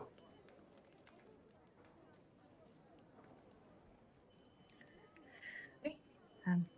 How long do we leave it, guys? Do we think? I don't think we should leave it very long. I don't think we should let Liana get a decent head start, maybe 10 minutes. I was going to say 10, 15 minutes seems right. Okay. So 10 minutes, we'll start moving. Okay. So you make your way, pack up your camp, make your way into the corridor. After a while, you follow the obvious chalk arrows Liana leaves on the walls. Every time it comes to an opening, there's a chalk arrow that points into the opening, or one just after it that effectively means just carry on. With a couple of twists and turns, moving quite slowly. Everyone roll me a stealth check. Am I rolling with disadvantage still at the moment? Until I can get you the. Right. I should have thought of this sooner. Sorry, guys, I didn't. Okay. Ooh. I don't actually roll okay for one. I think so. Rich. Mm-hmm. Just to check, because I have an idea. Is it a cunning plan? I have a cunning plan. Yeah, to help Ace as well, I'm going to cast guidance. I don't need it for right now, but it would have happened anyway. So you can add you can roll a d4 and add the number to your stealth roll. okay. Oh, God. Completely missed that tray then. I added 1 to my score. Well, help. It's a cantrip. I don't mind casting it over and over. So what are your Okay. scores? So with the extra 1, it would be 19. Okay. Dice? Also 19. Sepsis? Sorry, I was going to do Oriana's first. Oriana Oriana? got 12, Sepsis got 20. Cool, okay. Oriana, strangely enough this time, Kind. Ori has a cloak of Elvenkind, don't Yeah, you? I roll with advantage. Oh, sorry. I'm not even sure that the cloak would do that though, unless we're trying to avoid being seen. I thought we were trying to avoid being heard. Does it dampen noise? It just gives advantage on stealth checks, really. Yeah, I think the cloak of Elvenkind is specifically stealth checks where you're trying not to be seen. Wisdom perception checks made to see you have disadvantage. You have advantage on dexterity stealth checks made to hide. Tricky, so technically. Because there are boots of Elvenkind that are specifically for if you're Wanting to trying be to walk avoid silently. being heard. Yeah. Interesting. I let it go this time. But you all, Ori, strangely enough, this time being the loudest one of you. I love is that then- whenever we roll a stealth check, Stuart's in the chat like, "Uh-oh." Oh no, here it goes. He has no faith in us, Yeah, well, for good reason. particularly me. But even though Oriana is making a lot more noise than they usually do, between you all, you manage to make your way through the corridor quite quietly, following the chalk arrows that Liana is leaving.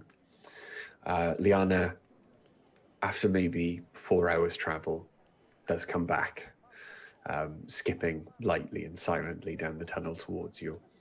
We should perhaps stay here for a while. There is a group of migrating amber hulks up ahead by about half a mile down these tunnels.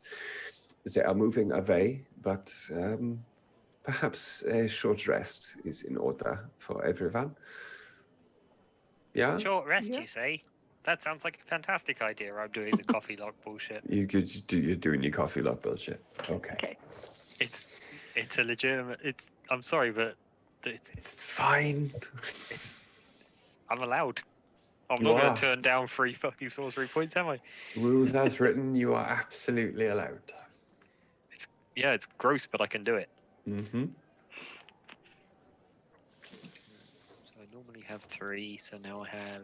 If anyone's wondering what he's doing, Sepsis is a sorcerer warlock and is currently converting his spell slots into sorcery points so he can take a short rest and get the spell slot back as a Now, warlock. to be clear, I did not make this character so that I could do this. It just happened.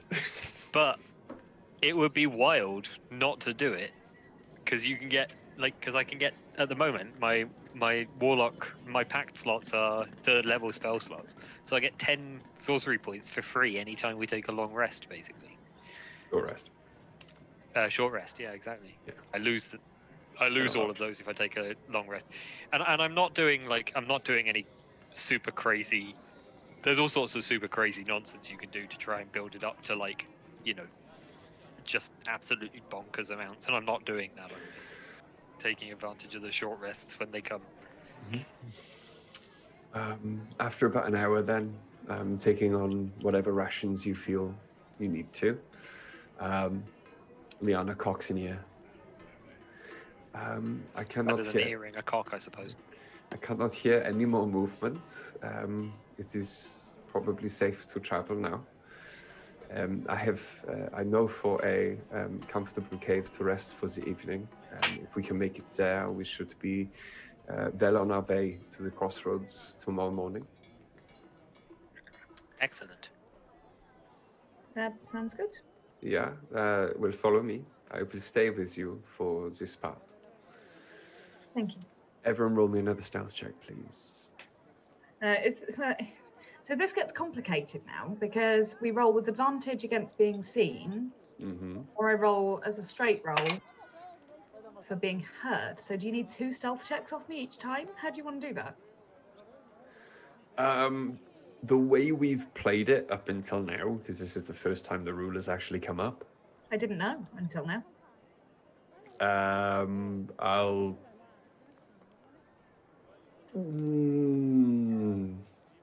Or we can change the cloak over to boots, because I could have done that at any point had I realised.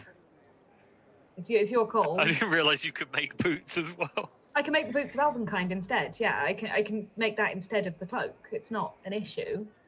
eventually dice will have both, but I could have done that. Well, And for now, then, give me a straight. For now, give me a straight roll, and after the long rest, you can do that. Fine. Okay, so the straight roll is 20. Am I adding a d4 to this? Yeah, guidance, go nuts. Okay. Ooh. Oh dear. What did dice? Dice got 20. Yeah. Mhm. Ace 11. 11.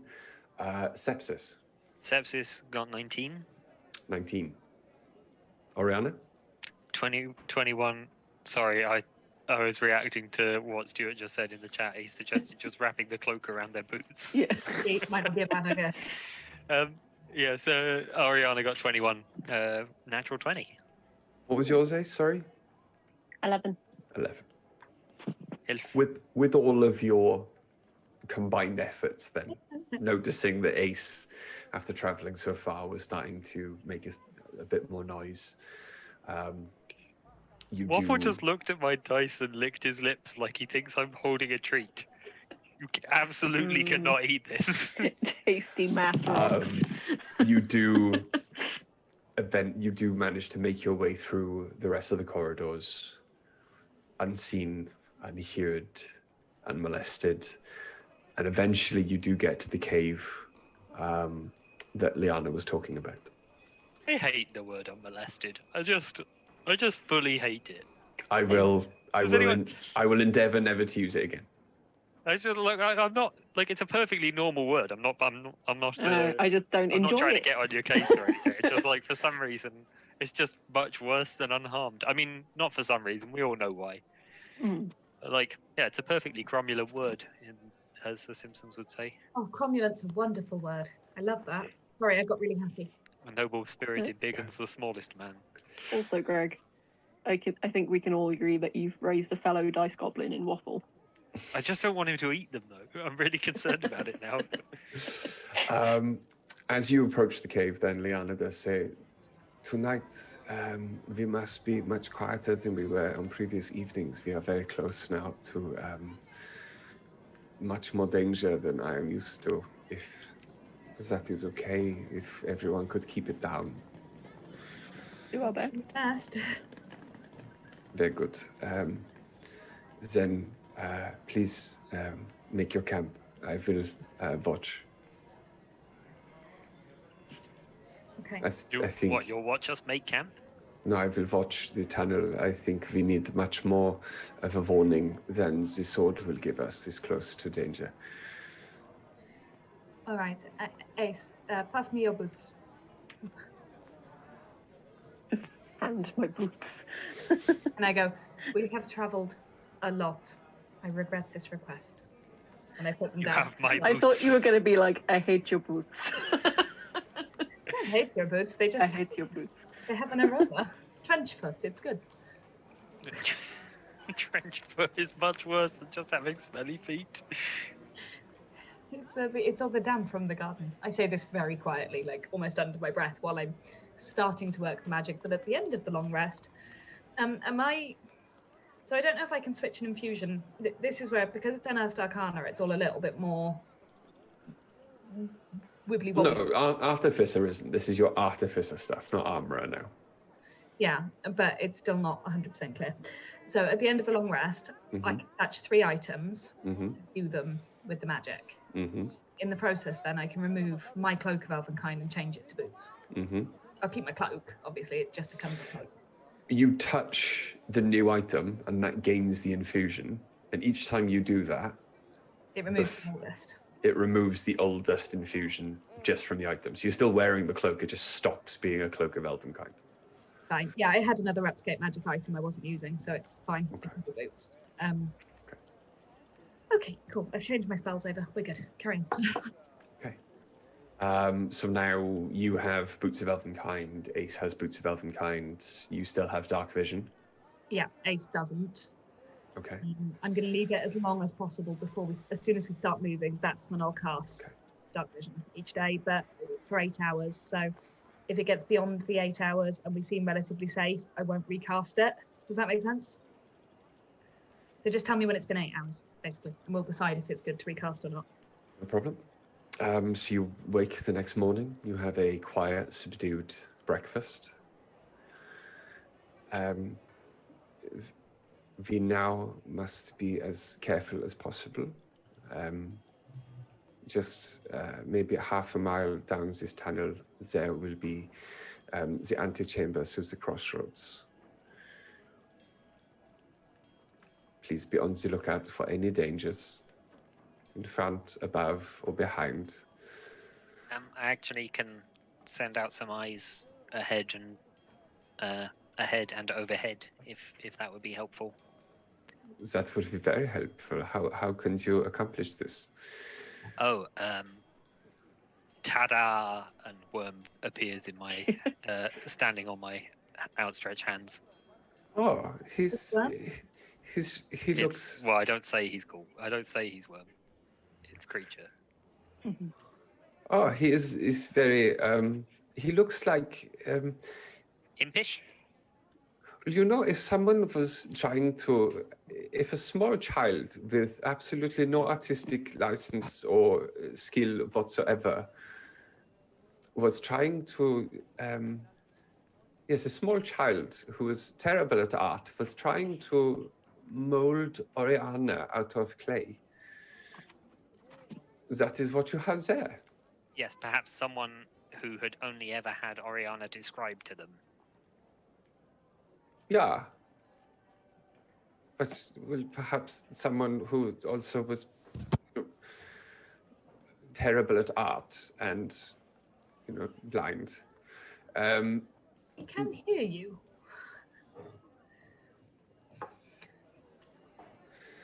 Well. Well, if you wish to send the imp out. Hang on.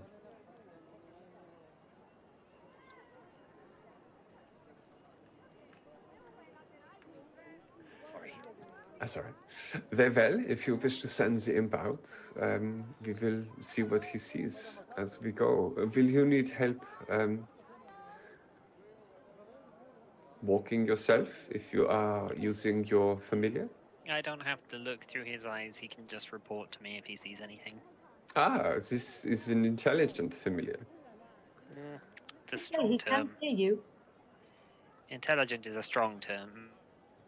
But it's capable of communicating. Then proceed. I will send him ahead. Okay. And he flaps off and flies off down the corridor.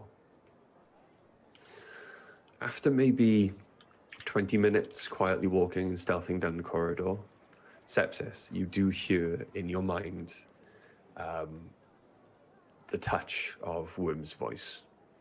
Boss, Yes. there is a old human that he can't tell. Okay. Let me see. And I'll sort of tap Liana on the shoulder and be like, "Let's stop for a moment. I need to look at something." In the middle of a large cave, then laying on the floor below where Worm is perched on the roof above, you can see a emaciated, old, grey-haired, grey-bearded human man, covered in scars, panting heavily. His chest is moving very, very, very quickly. But he seems to be alive. Look like anyone we recognize? Never seen him before in your life. And what's he doing? He's just laying there, sweating. He looks near death from exertion. Get a little bit closer, Worm. Okay. Worm starts to flap down quietly. I'll speak through Worm using my own voice. Mm-hmm. And just say, "Boy, what are you doing here?"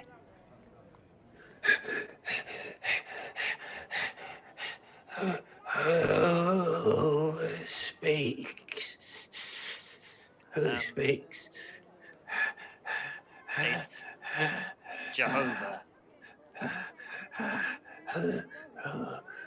Don't know Jehovah. Oh, in that case, it's I'm Zeus. Don't know Zeus. Are you, Jupiter? are you here to help? Help what? Me. Help you what? Get to Felder. Why are you trying to get to Felde? Freedom. Freedom from what? Everything down here. Okay. Yeah, I think I understand. Unfortunately, running around in these tunnels on your own, all you're going to find is the inside of the world. That would be better than what I have escaped. Hey, what have you escaped? I still have my brain, and I no longer wear their chain. Oh, did you come from the Illithid village? Yes, but now the eyes chase me. Oh. Do you want to get up and run in the other direction and lead them away from me then? Which direction are you in? I'm not comfortable discussing that. Where are you? I'm in your mind. You've gone mad down here. That's what they keep saying me, but I don't believe them. Well then, where's this voice coming from that you're hearing? I'm gonna assume magic. You're no fun. Hey, what's your name? My name is Kelsin. How did you escape the Illithid, Kelsin? I will answer no questions to a disembodied voice. Okay, and then Worm flies down and lands on his chest. How did you escape the Illithid, Kelsin? Ah, demon! And he hits him. All right.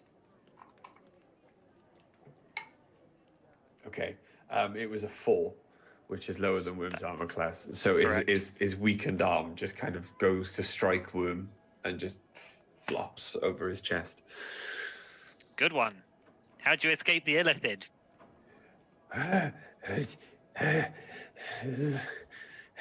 Luck. Yes, it certainly wasn't skill at arms, was it? Send me your master, and I will answer questions. Who says I have a master? You are tiny. The small always seek the strong to protect them. You have a master. Does that make you the small? Yes, I am looking for a master in Felder. Very well. I'll go back into services and just say, there's a human lying on the ground up ahead. He claims he's escaped from the Illithid and is being chased by the eyeballs. That is a very tall tale. Very few humans escape from the illicit. There is only one I know of, and he's quite mad. Hey, can I? Liana. Yeah, well, this one seems to be on his way. Can I roll like an insight check to see what I thought of the tale this guy told me? Yeah. Cool. Blam. I don't know. What's it called? It doesn't matter. 6. Okay. Yeah, he seems legit. It's hard to read. Dice, what were you going to say? Liana, are there any creatures down here that can take perhaps a weak form in order to draw you in? But like the doppelganger? Something like that, yes. Nein, the doppelgangers, they do not like the lack of humanoid creatures to try and impersonate down here. We are very adept at telling a doppelganger from a true being. So they tend to avoid the Underdark. They are more likely to be found in the villages and the cities. Would it be safe enough to approach?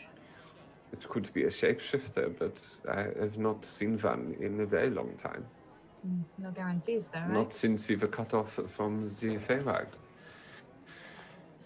It's perhaps worth at least talking to him. I don't know if we can help beyond that, but... Right? Can we leave him lying on the floor? I don't think we can. And I'm just going to throw it out there. Technically, yes. Oh, come on. Ace, I would you be human wouldn't lying feel on- right leaving someone suffer. I have especially alone. also, unfortunately for you, Sepsis, sworn an oath to save any human in need. He claims that he's trying to reach Felde for protection. Well, we have made headway into the illicit kingdom with the message of hope and freedom in Felde, if they can reach us. Let's go and see. I'm going to attempt to stealth into the cave very quietly in my silent boots, which I didn't know existed until 15 minutes ago. And I'm going to approach the guy carefully, but I'd like to look around the whole time and see if I can see anything. Right. I'm going to send Worm back up to keep an eye to see if anything is approaching from any So I'm direction. following stealthily after dice. Will that mean that I'm just rolling straight and not with advantage? Is that Straight right? roll, yeah. Cool. Do I still get the D4? Oh, nice. Yeah, you can have it, guidance. Guidance, fine. That's going to be 22. I rolled a natural 20 on my stealth. It's the new Nice. boots. Ace? 11. I used a Okay. different dice and everything. Still better. Oh, no. Ori? Ori rolled a 16. Sepsis? 8. 8. Okay. It's worse than me. As you approach then, you do get relayed back in your mind, Sepsis. Boss, he's looking in your direction. You're making a little bit of noise coming. He can tell where you're coming from. Don't think he can see you, though. Humans, limited. I rolled a 21 on perception to just look around before we get close to him. It is a very narrow field of view as you're approaching the cavern that he is in the center of. And as you get there, you look around. Doesn't seem to currently be anything else in the room with him. As you approach through the corridor, he's laying on the floor in the center of the room. Off to the left, there seems to be just a mishmash of rock that seems to have fallen and closed up what looks like a stone doorway. And then there's another door off to your right leading out of this cave, but he's just sitting in the center of the room, or laying down there in the center of the room, panting heavily. Okay. I'll approach quietly up to him. I know I'm going to be a surprise because my boots are so silent. Hello.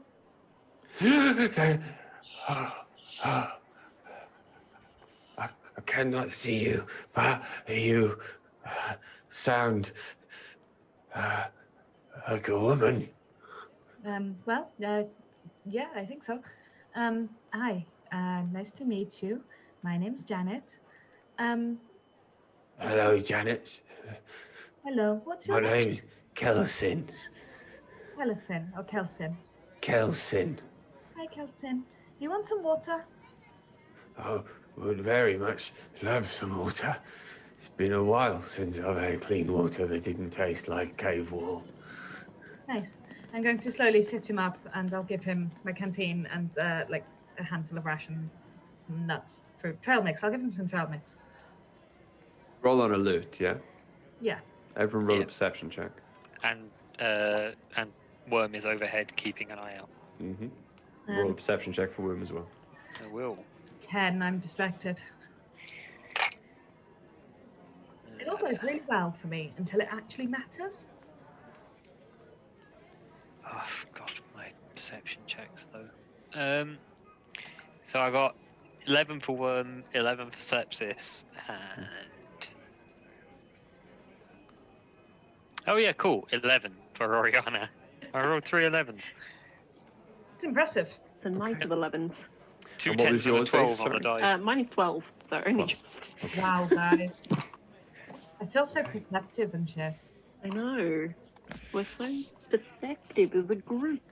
Hmm. And so stealthy. What about the sword? Does the sword notice anything? Just gonna say, none of you notice until Ace's Yeah. sword starts to vibrate in their hand. And Ace looks up and starts to look around, and at first sees absolutely nothing. But then what looks like an odd rock formation. I rolled a 21 on perception. Yeah, before you got into the room. No, I said to scan the room as I walked in. Yeah, I know. And what looks like an odd rock formation suddenly moves further around the corner. And the side of the rock opens to reveal a blank, sightless, glowing green eye. And then 5 more eyes, I'm not smaller, looking at it. open around the central large green eye, all sightless. And I would like everyone to roll for perception. Roll for initiative. And yeah. No, you said perception. That means we don't have to fight. Give me a second, lady, before you change the roll. I want to fight. I want to fight. I fancy a battle. Let's do it. I love fighting. Blam! To be honest, I just love this. God damn it! Why can't I Is it roll 11? No, it's the. I dream of the lofty heights of 11. I'm just trying to get my character sheet to come up because my internet's gone a bit wonky. So I rolled Pop and out it of got chat for a popped minute. at the side of the box, but it was closest to 3. So had it have rolled, it probably would have been a 3. So I had to roll it again, and it was a 17. That I got a is- 13. That Yeah, it is was a like better probably- number than what I rolled. It was probably wedged like that. I was like, yeah. Hello, what do you want? You're Harry. Do we have a keybar? You get a keybar. Keybar. Just keep it on camera. I don't know if I can because I've got the background on it. Even if he gets up, I can't see him. I'll try. Oh. What's up? What's up? He won't because he's worried. He gets told off for standing on me all the time, so he doesn't do it. Yeah. What's up? Hello. No, Yeah, you can't really see him. no, I just got the chest. Boobs to the chest? No, feet to the boobs. Yeah. Mm. Chest. He doesn't jump up on you, he jumps up on me. He does, but only when I'm talking to my boss, usually, which is quite entertaining. He loves him now. Every time Kiva jumps up, he's like, hello, Kiva. Quick, change your minis to bigger ones. Yeah, tempting. And Waffle is Okay. a very good boy. So, if you could give us the battle map, please, AD. This is what you all see. Let's see. I am excited. I am. Oh, sorry about the quality of the camera, by the way. Because Anya's laptop got smashed by the dog, we're having to use a different one, and it's not as good. It is. It is hard to understand what is going on here. We seem to be fighting an old, gone-off potato. That's what it looks like. It's like the little roots are coming out of it. It's Growing sprouted. legs. It sprouted a bunch. Okay, give me a sec. Yeah. Unfortunately, we normally have a better camera, but my my dog jumped on my stepdaughter's bed and trashed the screen. Your dog's a camera murderer. This is what you're fighting. Don't move that away, Bri. I need to look. Oh shit! Ugh. Is that a zombie beholder? I'm pretty sure the plan was to not fight beholders. I know Yeah, it's annoying. I mean, we love them and everything. They're our logo. Okay, I want to fight them. Potato. The clicker. Watch out, guys. okay. So, It's blind. I would like everyone's initiative, please. No. Ace, 13. Sepsis. Sorry, you took too long to collect it, so I'm going to re-roll it. I did ask you to remember. It was 7. Dice, 19. Oriana. Oh, that one's much higher, the 3. Okay. Okay. Dice, you get to go first. I don't want to. I'm scared. Okay. Keeper, stop sticking your nose in my armpit. Okay. All right. Fine. I'm going to step in front of the guy on the floor. So I'm going to Okay. put myself between him and the monster, which is a really stupid thing to do. Okay. And then I'm going to try and hit it twice with my lightning launcher. Okay. Oh, give me a second. So, hop over the body on the floor, placing yourself in harm's way instead of him, and roll for attack. I'm scared. Okay. The first one is going to be a 15. 15. Yeah. A 15 does hit. Okay, look at that. Okay. Just. So you see the lightning fly from your hand, and it does just manage to take hold in the zombified flesh-like body. I'm going to add my 1d6 extra lightning damage. Okay, go for it. So that's going to be 13 damage for the first hit. 13. Okay. Yeah. Second one is going to be 16. 16. Yeah. But do 16 to hit. Yeah, 16 hits. Yeah. 10 damage this time. Okay. 10 damage. Yeah. Cool. And then I don't think I can do anything else really at the moment. No, I'm just going to stand in front of this guy and hope for the best. Cool. Okay. Ace. Okay, before I go ahead, there was a session where I wasn't here where a weapon got added to my inventory. Is that okay to use right now, or is it not? No, you don't want to use that. You don't want to use it. Okay. Yeah, you would know that that is a silver sword of the Githyanki. It's not. You got to be psychic. You got to be psychic to be able to use it to its full ability. That's fine. I just wanted to check because I opened my inventory and was like, oh, a Yeah, sword. you do not have a +3 greater silver greatsword. Big heavy boy. Yeah, cool. In that case, then I will. I'm gonna go with a searing smite. So you're going to rush towards it, Searing Smite. Yeah. Okay.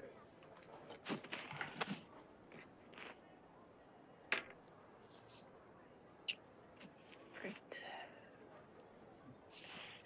And that is going to be a 15 to hit. So you rush straight towards the beholder. Ooh. Roll to attack. I did roll to attack. It was 15 to hit. 15 just hits. Okay. It does lazily try and move out of the way with a very slow turn, but you just manage to strike it. Sorry, I'm just trying to load up my character sheet because I just had an error code. What damn did you do? Stop it. It's fully on HTML right now. What's going on? Ugh. What do you need? I might be able to get your character sheet. I've got it. Need What do to you know need? how many dice I'm rolling. I think it's like 2d8 or something. What level Searing Smite are you using? 2. Okay. So second level Searing Smite, you are using what sort of warning? Are you swinging the sword with 2 hands? Yeah. Okay, so it's 1d10 Oh. and an additional 2d6. 2d10, 2d6. Cool. You'd think I'd know this by now. Right, so we have the D10 was a 2, and then D6 was a 4 and a 3. Okay, +3. Plus 3 to all of that. Okay. So it'd be 8, 12. 12 damage. Yeah. Okay. And it's going to take a d6 at the start of each of its turns, yeah? Okay, yeah, that's correct. Okay. Because it's on fire if it's like if it didn't. No, yeah. There's no save, it just, if it It's the hits. same, yeah. Hang on, Sorry. no, it's a con saving throw, sorry. Yeah, I thought so. Missed that, my Oh, D&D yeah. Beyond's playing up. It failed. So yeah, d6 at the start of each of its turns. Okay, that was your first attack. Second attack, I'm gonna try and do sort of like a backswing Okay, cool. and do just like a regular melee hit that time. Mhm. So that would just be my D10. Yeah. Yep. Well, no, roll to hit. Oh yeah, I rolled a hit first. Yeah, that's more than last time, so I'd say Cool. yeah on that. There's a hit. Yeah, And a d10 +3. cool. So that is 11. 11. Yeah, I rolled an 8. So plus Excellent. 3 would be 11. Okay, Good math. Like it. brilliant. Cool. Is that the end of your turn? Yeah, I'm gonna try not to make eye contact with it. Okay. It is now Sepsis' go. Woohoo! I love my go. I'm gonna give him a good old ray of sickness. I think. Okay. Don't make it barf. Yep, that's the idea. Dog's bark. I'll use my piety thing. 'Cause I Okay. think I get a certain number of I get a bunch of those. So ray of sickness. First things first. I think I got a roll to hit him. Yep, Mhm. ranged spell attack. Kablam! Wow, that's really spinning. Nice. 21. 21 definitely hits. Good. He needs to make a Constitution saving throw. On saving throw, that's going to be a 2.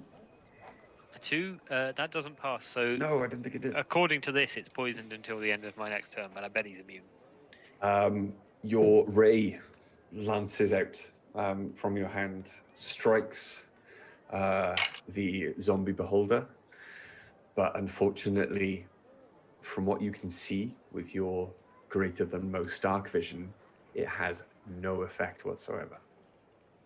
Oh, it does also take 11 poison damage, but I'm guessing it's immune to that as well. As far as you can tell, no effect whatsoever. Bad choice. Okay, I'm going to use some of my sorcery points. I'll work out how many in a minute, and quicken a Eldritch Blast then. Cool. That's a 19 and a 21 again, so Both of those hit. both hit. And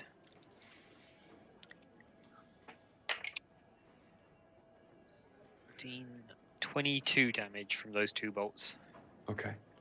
There we go. 22 damage in total, yeah? Yep. Okay. Now these, from what you can see, have a lot more of an effect than the Ray of Sickness. You can see each bolt, as it hits, blasts off chunks of the zombie's flesh. Like part of its lower jaw is now missing. There's a huge chunk missing from the side. It is now Oriana's go. Oriana is going to, I think, let's just do a chromatic orb. Mm-hmm. So it's a ranged spell attack, I believe. Mm-hmm. Yep, that's 21 again. 21 definitely hits. Okay. Damage type? That's a good question. I think we'll go. Well, no, it's Oriana. Let's go fire. Okay. I nearly did a crime. Yeah. Fire damage, cool, okay. 3, 8, 16 Cool. Fire damage. What level chromatic orb is that? Just first. Just first. Cool. Okay. Are you updating Oriana's sheet? I cannot. Okay, cool. I'll do it. So chromatic orb. First level. All right. 16 damage. 16 damage. Okay. 16 damage. Also, it looks like she hasn't taken a rest because she already had a I just first did level it. spell slot burned. Oh, Just okay. did it this one. Cheers. If you refresh it, it should be there now. I trust you. Cool. And as a bonus action, Mhm. she will use Bardic Inspiration to inspire Ace. To inspire Ace. Okay, Yes. cool. As then Oriana shouts out and starts to amp up Ace, the zombie beholder turns on you all. Oh no. Okay, so I just want to call attention to the fact that he's just gone from being an absolute nightmare pulling my headphones cable out of the computer. From going from 100 miles an hour, he has gone to 0 real quick. Dogs are like that. Let's be. He's doing a big sleep, which is I wish he would do that more. to the one who damaged him the most, Uh-oh. a ray of, and it's the strangest thing you've ever seen, a ray of glowing black energy radiates towards you out of one of its eyes. I need you to make me a dexterity saving throw. Who is that? Sepsis. Who? I'm not close enough to Ace. No. Ace to benefit. Dexterity saving throw. Well. Right. Does a 4 do it? If there was a 1 in front of it, yes. Oh right. Okay. Well, I didn't have a 1 in front of it. I've just got the 4 on its own. Okay. So, Uh-oh. Sepsis, you are hit by a disintegration ray. No. Okay. This is fine. Tell me what happens, bitch. Hang on, I've got to click the D8 on D&D Beyond 10 times. Oh, Christ. How many? Sorry. Oh. That's alright. Average damage is below my hit points, so I probably won't become dust. You take 38 force damage. That's fine. I can weather that. Yeah. I just want you guys to anticipate what an absolute little bitch Sepsis is going to be about this. Ooh. Okay, I think it's better. Ace is ready in the band. okay. Ace, one of its smaller eyes turns on you. I would like you to make me a Constitution saving throw. Okay. Can you tell me what my con thing is? Because my D&D Beyond thing's done. Yeah, give me a second. What does Ace add to saving throws? Your con save is +5. Yeah, but Yeah. what else does Ace add? Aura of protection? No, that's it. Yeah, that's because it's +3 with the thing that it's +5 is all of it together. I meant for the rest. Ugh. I dropped that one. Did that count? Or can I re? It needs to be an. Did you genuinely drop it? I genuinely dropped. Okay, then it needs to be an intentional roll. I'll give you that You one. don't even look at the number when you drop it. You don't want to know, because if you got a 20, you don't want to know. I really don't. I just dropped it off of my tray, so I have no idea what it was. Okay. That was a 12, so +5 to that, so 17. 17. Yeah. Okay. A incredibly What is on light blue fire? ray lances out at you, and you feel your entire body start to seize up, like you cannot move. However, the feeling, while it tries its best to take hold, eventually lifts, and you are not paralyzed. Oof. Okay. Okay. Fives is going to take aim. Oof. Natural 1. Oh, come on, man. And is going to use his second attack to reload the gun. Liana. Right, this is because you taunt him, look. Yeah. I mean, this is what I want. I want deadly encounters. Liana shoots an arrow, and with 3d6 plus d6, there we go. That's 2, 4, 10. Shoots an arrow straight into the central eye of the beholder, and the beholder takes 15 points of damage. The central eye, it moves around though, as if it has not noticed. Dice. How much does this thing look injured at all? It's a zombie beholder. It looked injured when it been up. There are bits of it hanging off now from all of the I've given damage it, done. what, Part of it is on. 23? Part of it is on fire. Oh, roll a d6, Ace. Roll a d6. Mm-hmm. Why? Because of the d6 fire damage, because it was. You Oh, right, yeah. I 3. don't think you get to ask that. 3. Okay, so 3 points of damage done to the zombie beholder, because part of it is still on fire. Dice. It can stay that way as well. Roll a perception check. If you want to see how badly injured it is, roll me a perception check. Yeah, okay, I'll do that. That's going to be a excitingly solid.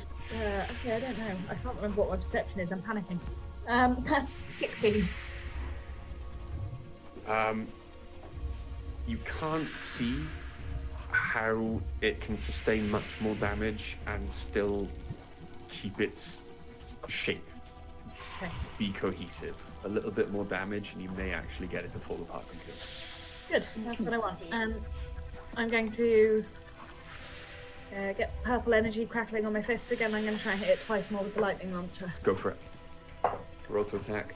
Yeah, that's going to be 19 to hit that time. 19 hits. Roll for damage. You can say it doesn't hit. I was going to be like, Rich, come on, man. That's 9 damage from the first hit. Not very exciting. Okay. Second bow is a natural 20. Oh. Like those. Natural 20, so 27. Mm-hmm. And that's going to be 10. Hang on. 18 damage. 18 damage. Okay. Some of us do that, without needing. The lightning strikes, causing the fire already on its body to flare. And as you're whipping the lightning through the air and almost completely now encasing the zombie in a cage of lightning, it starts to completely burn up. It is on the edge. Of glory? Yeah. That's what I do. Okay. Ace, you'll go. Ace is going to go in again with one of those good fiery boys. And use a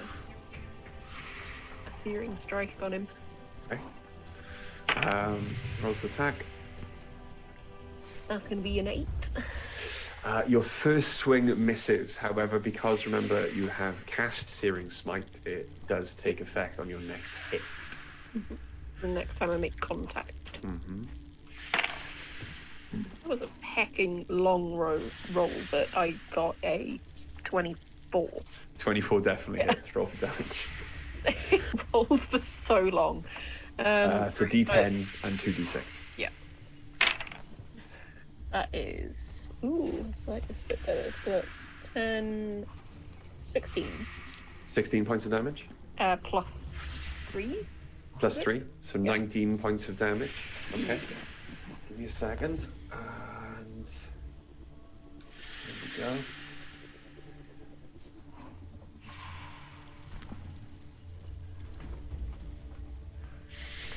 Oh, I don't think. Okay, could just. Natural 20. Okay. The fire takes over the body. It burns off almost all of the flesh. And as the skull and the skeletal eye stalks start to lose their magical power and drop slowly from the floor, or towards the floor, the skeleton starts to snap at you, and with renewed vigor, Yeah. it starts to float back up to its original position. Wait. Yeah. Zombie. Sepsis. Hi.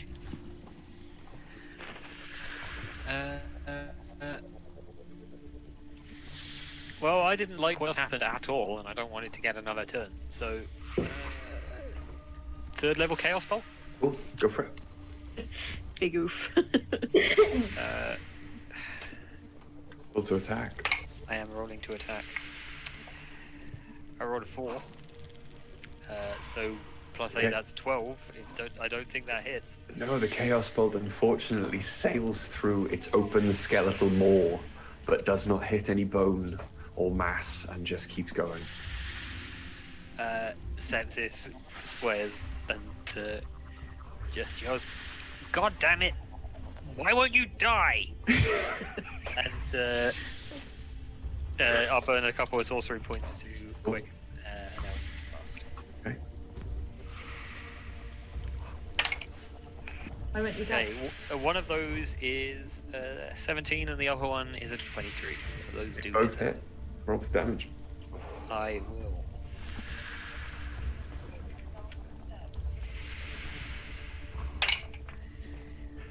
That is 19 damage. 19. Okay. So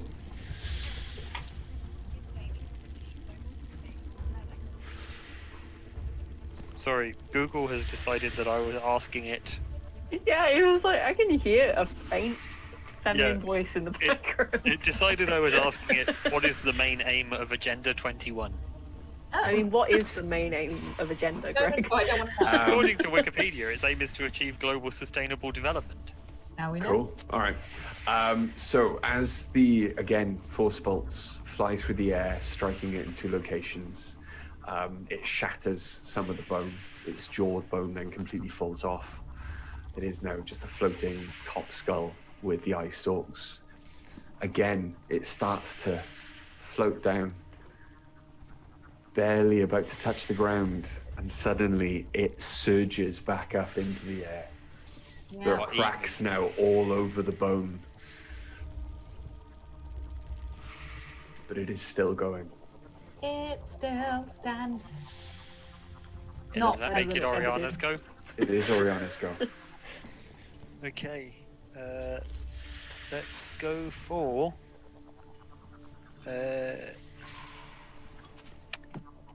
I could go for a regular, first level chromatic orb, but I'm just concerned about, how much damage we do to it. That matters a lot. Let's go for a third level chromatic orb, shall we? Okay. Suck it up. More. 14 hit.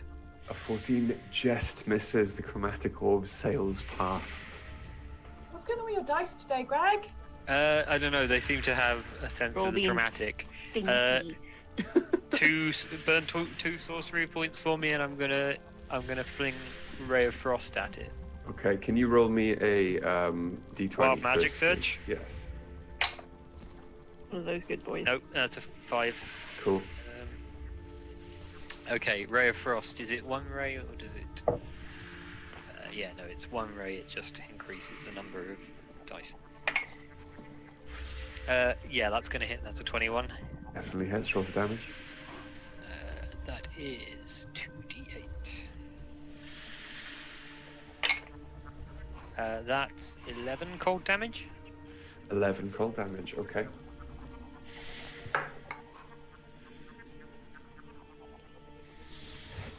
You didn't just fucking pass your con save again, did you, Bri? You wouldn't have done that, would you? Don't do that too. Sheen of ice covers the skull, but it is still moving. Uh-oh, here come the beams. Yeah, we're in trouble. Ooh, it's the sound of the beams. Okay. This has one of the beams. Okay, and cool. Okay. So Oriana, Yes. a purple ray of energy strikes out at them, hitting them square in the chest. I'm going to need Oriana to make a con save. Con save. Okay. This is my Hey, how do you feel about a 26? yeah. 26 saves. So, give me a second. They only take Sorcerers, man. half damage. 500,000 damage. Wow, half of 39. Oh, that's not too bad. So It's 18. Oriana takes 18 points of damage. Yeah, can you do it, please? I can't change it. Okay. Yeah, while we're doing things to character sheets, could you tick off 2 from Yeah, level I've done your series Thank smites. That's you. fine. Hey, dndbeyond.com, if you happen to be watching this stream right now, the ability for people to like grant access to, Okay. to run a character just would be amazing. Yes, it would. Dice. Yeah. Make me a wisdom saving throw. My wisdom is not great. As a lance of yellow energy strikes you. Oh, 17. 17. You are filled with horror, terror. You want to run. You cannot look at the beholder. However, your friends mean more to you.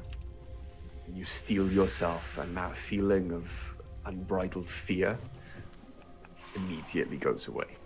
You are not frightened for 1 minute. Okay. Grow my little pony. I was going to say, isn't the name of that series The Power of Friendship? No, friendship is magic. Friendship is magic. How dare I? Fives misses again. Liana hits with an arrow. Okay, can't save. The arrow just sticks in the bone. The beholder still moving. What about dice. die you're using for these con saves? Can I have it? Yeah, It's- I want it. It's the Kraken dice you bought me. Oh, well, How that, dare you again, Greg? how dare you use my own dice against me? Or Okay, my own come on. gift dice. Yeah, lightning launcher. Twice. So first one is 7, 8, 9, 10, 21 to hit. Okay. 21 definitely hits. Roll for damage. 10 plus 1, so 11. 11 damage on the first one. Okay. Hang on. You said be quick. I'm being quick. The lightning strikes and is immediately absorbed by the bone. It disappears. There's no cage this time. The beholder starts to move, not down, but towards you. But as it does, lines of light, blue, crackling, start to appear all over the bone. And suddenly the bone explodes. Shards of it fly everywhere, turning into dust. Listen, I don't care how much crackling there is. I'm not going to eat this thing. And all at once, after that hectic less than 30 seconds, all is silent once more, apart from everyone panting. The That- old man louder. What happened? I was going to say, what happened to that old man? The old man's What is he there. doing? By the way, that hectic less than 30 seconds is also the name of my sex tape.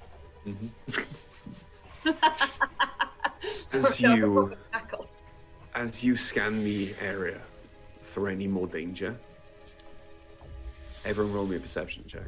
No. That's an 8. An eight. Oriana 21. Okay. Oriana hears a sound behind them, looks back down the corridor the way you've come, and sees nothing but teeth. Oh. A huge toothy maw filling the fucking damn it, corridor Liana, you had one job. with purple skin and scale around it, churning, eating stone as it goes, coming straight towards you. Fucking Monty better be on the back of this thing. Liana turns. We should very probably run. You think? Seconded. Hard agree, but help me pull this guy up. AD, you can take the battle map off now. Yay! Yeah, Ace is going to sort of fireman lift the old man, put them on their shoulders, and just gun it. Okay, cool. That's fine. And as you run, you turn a corner, the one that the beholder came around, and just off in the distance, you can see next to a doorway a large stone pillar with a circle in the front, with a circle in the top of it. We were told not to go into that, right? No, Like, you were told to like go into shouting that this. one. Oh, we were told to go into that one. Good Okay. one, Ace. Okay. I'm shouting towards this it? as I'm running. We'll go towards it. Yeah. Yeah, I'm for that. That seems like a sensible course of action. Cool. As you rush forward, then through the door and into the other room, you can hear the crunching and crumbling and falling of stone behind you as you go. And as you make your way into a large cavernous room, there's maybe about 50 feet tall ceilings. There's 2 exits in the far distance, in front of which are more stone pillars, each with a glowing rune on them. It kind of pulses with its own radiant energy. These are the 2 doors. One seems to have tentacles coming from the bottom of a crudely carved stone circle. The other one seems to be a crudely carved stone eye. Hey. Guessing we want the eye one. And it's as you've noticed these 2 stone pillars in front of you, there is an explosion of dust and rock behind you. And whatever the purple worm has done, it has collapsed your exit. Eliana, Yeah? is there another way home? Yeah, there are very many. I did not expect to go back that way anyway. Everyone roll me a perception check. Oh man. 11. Oh, Level. Charlie rolled another natural 20.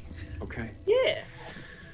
Charlie then feels the ground move before anyone else notices anything else.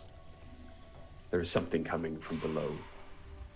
And just as By the pricking of my thumbs. his Something sword purple this way comes. vibrates, their hand What? Oh, oh look at Just this. as Ace's sword begins to vibrate in their hand, I believe he said. right before you explodes. Rudely interrupting my Shakespeare quote.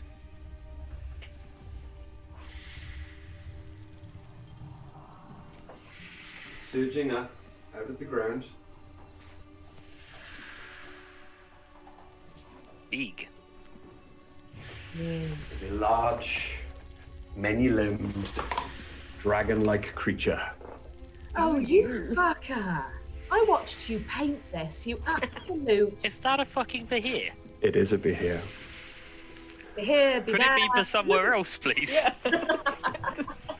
And that is where we're going to leave the session this evening. Yes. So, thanks for changing it back over just for the reveal, AD. You can take it back now if you want to, mate. We wouldn't have time to do the next. No, 7 minutes to 11. I will leave the initiative until next time as well. But yeah, thank you very much, everyone. Have you all enjoyed? Yeah, where did you get a fucking behir model? Shez. Yeah, you did get shares recently. You will That send makes a sense to you me will why send a we better have more picture. horror now. Yeah, I'm going to send a better picture and In fact, obviously. Don't send us it. Tweet it, because a thing that we often forget to mention is that you can follow Dice of the Beholder on Twitter. Yes, you Yeah. can follow Dice of the Beholder on Twitter if you and either look for. Contrary to the amount of time we spend on it, YouTube is not our only social media. Yes, I do forget. It's not all over the overlay. Yeah. So yeah, it's Beholder Dice on Dice of the Beholder. If you just search us on most things, it's easy. Technically, we have Instagram, but we don't use it that often. We do use Twitter. We should. But yeah, thanks everyone for watching. Thank you for the new viewers. I'm not normally this cruel to all of my players, just saying. However, I did want to remind them that I can be if I want to be. Can be a cruel god. Yeah, it's because I've been taunting him. Mm-hmm. Yeah. It's this is perfect, like shocked Pikachu meme. It's like players are like, why don't you ever give us a challenging encounter? And then you try Right. and kill them with a disintegration ray. Shocked Pikachu. But yes, thank you very much for coming along. I'm glad that we've got a load of new viewers for this cliffhanger. Hopefully, it will be enticing enough to make you come back next time. Yeah, join us again. Cliff. Obviously, Right. Cliff Behanger. cliffhanger. Yeah. Oh man, I can't. Please join us again next time. Don't listen to him. Please join us again next time on same D&D time, same D&D place on Heavyweight Gaming. Obviously, check them out every night, well, most nights of the week anyway, because there's always something going on this channel. It's fantastic. However, really sorry, AD. I don't want you to check Heavyweight Gaming out this week. I want you to come and watch me play Baldur's Gate 3. Come and join. Go follow Dice of the Beholder on Twitch as well. I will be getting Baldur's Gate 3 this week. Getting Dice of the Baldur's Gate. Yes, Dice of the Baldur's Gate. That's what it looks like on the overlay anyway. Please come along, come and try and support me and entice and try and encourage me to actually play the first 25 hours of gameplay in early access from start to finish in one go. We will see how that goes. But yes, I know exactly how it will go. You're very old and you'll fall asleep about 4 hours in. I'm killing sepsis first thing next session. That's it. Good luck. But yeah, thanks for joining us here, guys. Thanks for watching. I hope you enjoyed. Please come along and watch more of the stuff going on with Heavyweight Gaming. There is always something going on, and it's fantastic content with fantastic players, and not just ours. But yeah, we love you. Stay safe, take care, and see you next time. Yeah. Thanks, everyone. Bye. Bye.